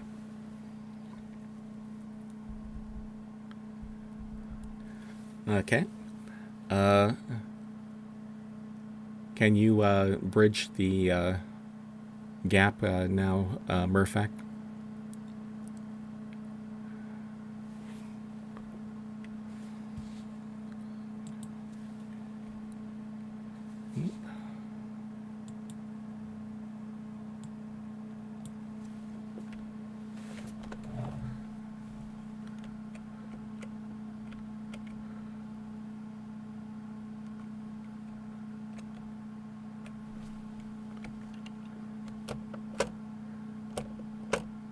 Okay, here we go. I was stuck.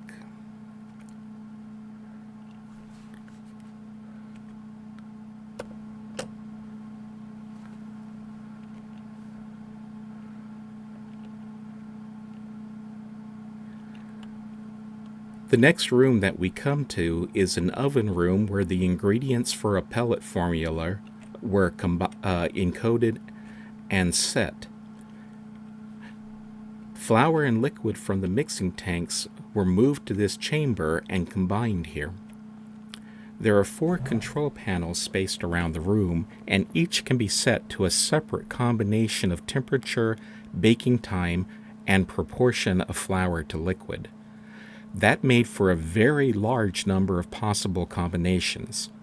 If you use the same recipe in all 4 ovens, there are 749 different combinations.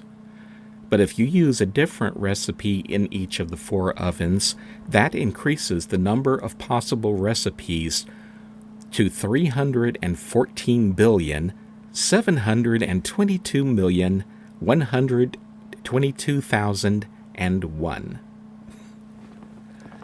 which is a lot of freaking ways to make bread.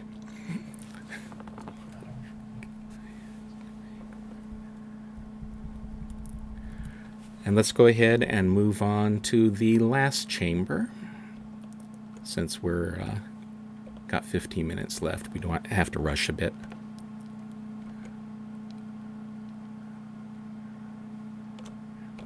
But are the results from those 3 billion different possibilities still those 5 or 6 pellet drop?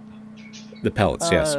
In other yeah. words, you can have that many. There are that many separate recipe combinations possible, but all 4 of those oven controls feed into the pellet machine that's in the last chamber.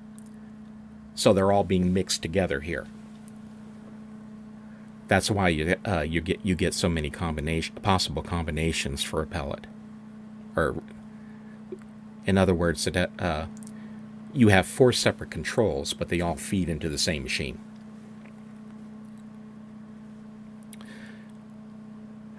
This, of course, is called the Pellet Room, and it contains the final oven that molds and bakes the pellets. The cooked mixtures from the oven room were pumped into the machine here to be cooked under pressure until completely baked. This room has a small amount of Denis lake water in the bottom of it, presumably so that Kadish could perform impromptu tests with small fragments of the pellets before linking to Ashemen for the final test. Next to the pellet machine are his linking book to Ashemen and a Barrow stone. And the time of Kadish, of course, only the linking book was here. The Barrow stone wasn't added until Yisha decided to use the age for her version of the Path of the Shell. The stone links to a special cave they constructed for her, which I usually refer to as the Hourglass Cave.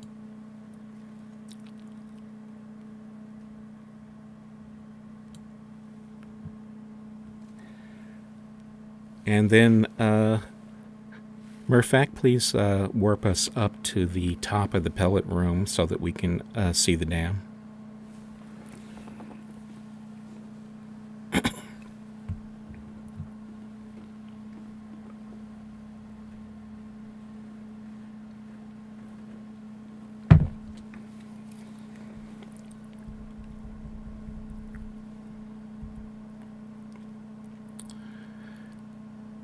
The pellet room is actually projecting outward from the dam that the Guild of Caterers constructed to create the reservoir that out of the river that once flowed through the canyon.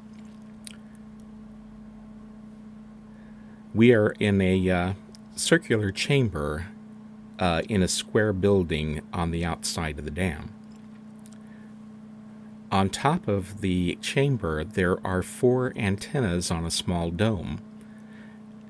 If the theory that the factory and harvester operate via broadcast electricity is true, then those antennae are probably what supplies this part of the factory with power.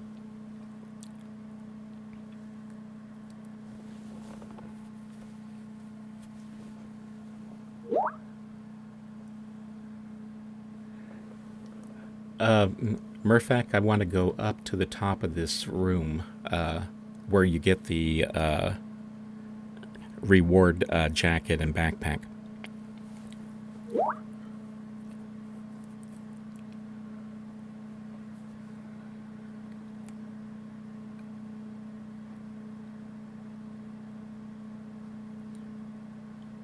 Thank you.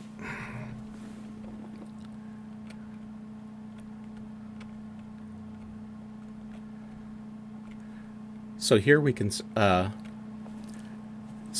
see the dome over the pellet chamber that I was talking about with the 4 antennae on it. Off in the distance, you can see snow-capped mountains. The river that was dammed to form the reservoir is fed by meltwater from that mountain chain.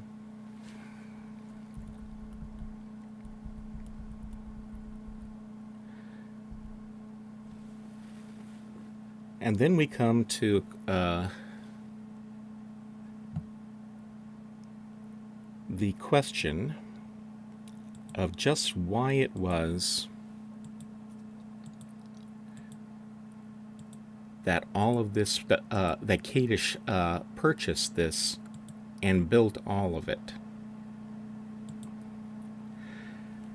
And that, at the beginning, I mentioned that the accepted reason, which was to renew the health of the lake algae, and that is a true reason. The question is why Kadish took on that job and why he insisted on doing it all by himself. It's well known that Kadish wanted to be the grower prophesied in Words of the Watcher, and he spent a great deal of time and effort trying to convince the upper crust of Denis that he was fulfilling the foretold events.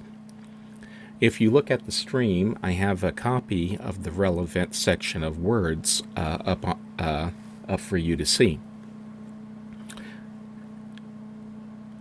One of the events in Words was that the grower would return light to the cavern. Kadish wanted to do that by refreshing the lake algae, which was failing to produce the light it had in the time of Rinareth. In Book 1, lines 6 through 11 read, The grower will take time. The grower will bring light. The grower will have ages. Take time and move it to and fro. Bring light and give it to the dark places. Have ages and link to them without bindings. Yisha also spoke of that in her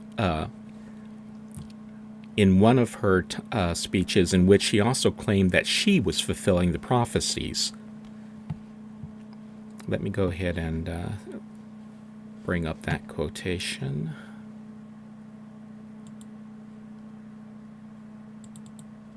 Words fulfilled. Do you believe? I have taken time. You know his body no longer lies in his vault. I have seen new life, his new life, and I have followed the shell, round and back again. I taught you the same. What will grow? The tree of all things. Who will grow it? The grower. I will grow it. The grower is the one who leads, so you will follow me. Who links at will? The grower. The grower banishes the darkness and brings light to the cavern. Have you seen the light? To think they believed him with such... It is I who command light. Light. Rest in the light. Sing in the time of joy. Call in the time of dark. Weep in the time of pride. Are you still And with take us, my Larry? hand again, Yes. young one. Okay. Okay, I hope everyone heard that. So I was just playing a recording of Yisha's. You usually turn off the sound, don't you? Yeah, I have to. I'm sorry. I have to Right. mute Twitch. That's okay. Everyone hearing the stream did catch that, so that's the important thing. Yeah, I'm sorry for interrupting. I didn't know I was interrupting. Yeah. That's okay. It was near the end anyway. Okay.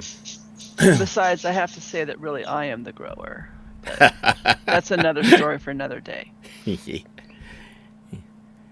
grow birdseed? Yeah, exactly. Okay. Now here's a somewhat related topic that gets asked quite a bit. And that is regarding the lake lighting project that this is so much a part of. This question gets asked time and time again, especially since the game production was discontinued by Cyan Worlds, and that's whether or not dropping pellets in the lake really does anything. Rawa answered that question several times, and here's the latest post that he made about it that I know of. This was posted back in January 13th of 2011. 1. The lake lighting was designed to be an interactive project over a long period of time, measured in months and years, not days and weeks. And the DRC members were meant to be around to help contribute to the algae research by providing nudges and additional information as time passed. They aren't around now, so you're working without even more in the dark than you were intended to be. But you're doing great. Keep it up. But only if you are so inclined. 2. Lake health is a misleading label for the lake total number given in the first post of this thread. Think of it more as the total calories that have been given to the algae since the cavern reopened. Even though the algae has consumed most of that food in the meantime, that variable is keeping track of the total amount of food deposited since the beginning. Because of the confusion inherent in this number, it was not intended for public display. 3. Though there are repeated claims that there is absolutely no effect in the cavern, that is not the case even today. It is true that nothing in the client does anything with that total calories number. It was never intended to directly. The lake lighting project is much, much more complex than we've given the lake X amount of food since the beginning, so the light level should be Y. In fact, every day that number is entered into an algae simulator, which then determines what effects it had on the algae colonies that day based on the number of calories that were provided that day, that week, etc. At the time the cavern closed, there wasn't enough live data for me to want to lock down the algae simulation. It was being done by me offline, and the effects on the cavern were to be done by hand by me, with the idea that it would someday be able to be automated once I felt the simulation was ready to be locked down. As it is, the algae simulation is still done by me offline based on the daily pellet contributions. The simulation has been adjusted a few times to make it more forgiving based on the live data collected this past year. The effects in the cavern are still updated by me by hand when necessary. Since the lake lighting project is still in progress, further details of the simulation will not be released. Thanks in advance for resisting the urge to ask for them. 4.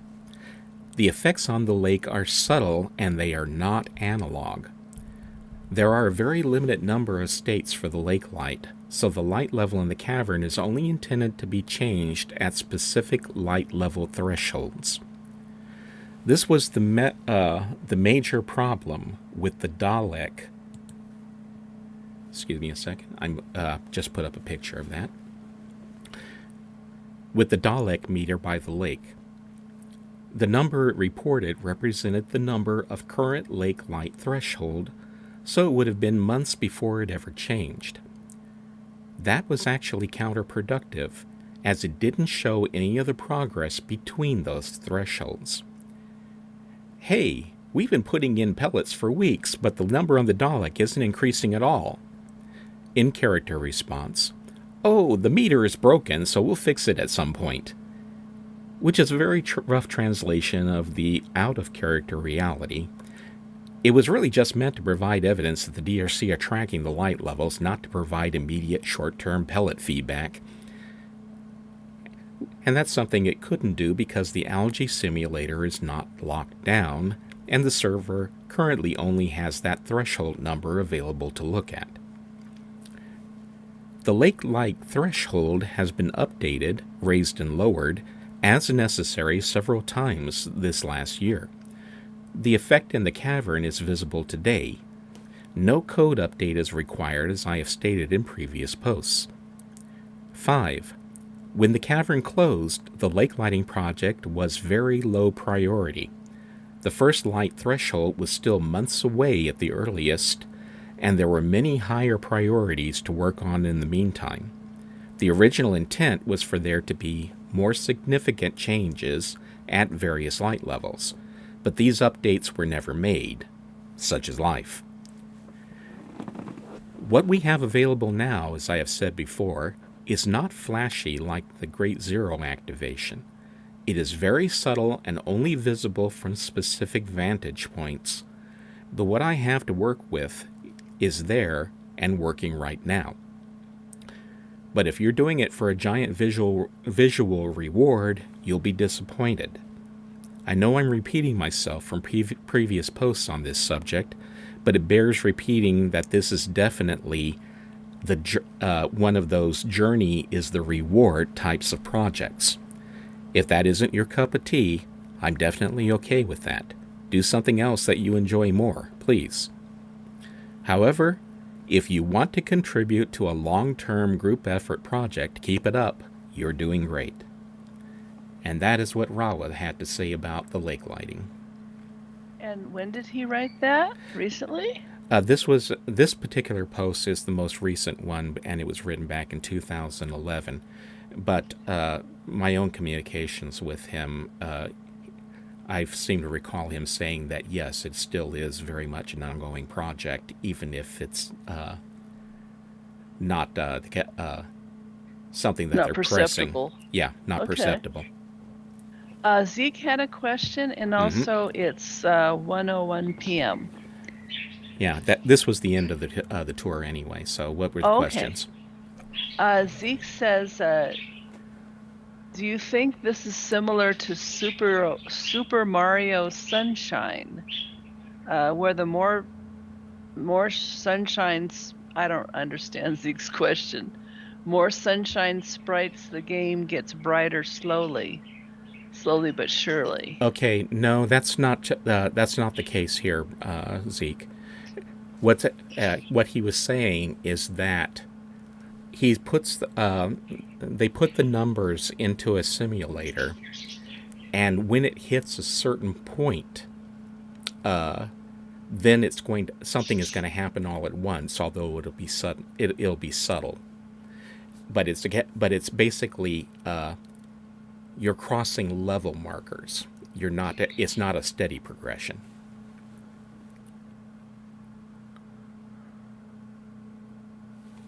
Any last questions before we conclude the tour?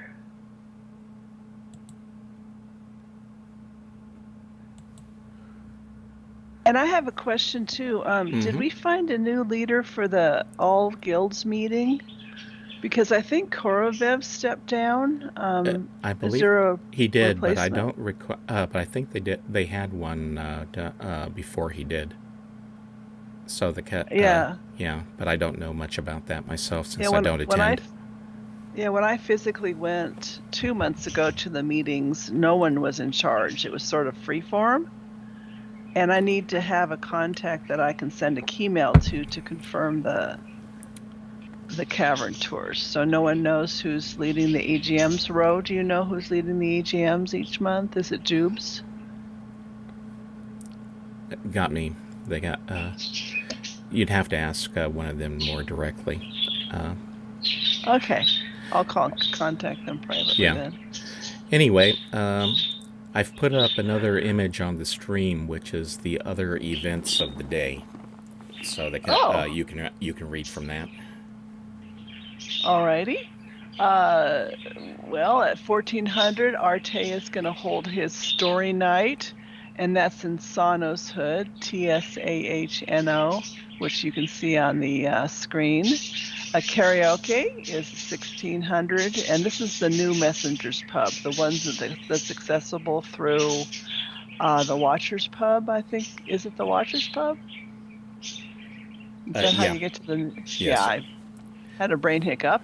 And then once again tonight at 23:30 key time is story night. Sometimes he tells the same story as the 1400 story, and sometimes he's off 1 week. So, go to both if you need to. As far as our next cavern tour, it's regularly scheduled. It would be Saturday, November 13th. Meet in Cavern Tours Hoods at 11 key time. Go ahead and buddy me and Larry, and I'll buddy you as well. I have each of you buddied, so I can contact you to remind you. With that said, thank you, Larry, for your incredible knowledge and for sharing that with us and all your hard work. And Murphac, thank you again and again and again for the incredible work you do with your bot, with special effects and transporting us around. We literally can't do this without him. Exactly. Which is why this tour was supposed to have been last week, but because he wasn't available, I had to wing it. Exactly. So thank you all for coming. We really appreciate you. Okay, and that's it. Thank you everyone for coming. And at this point, Murphac is probably going to do some things with the age. So if you want to stick around and play, feel welcome.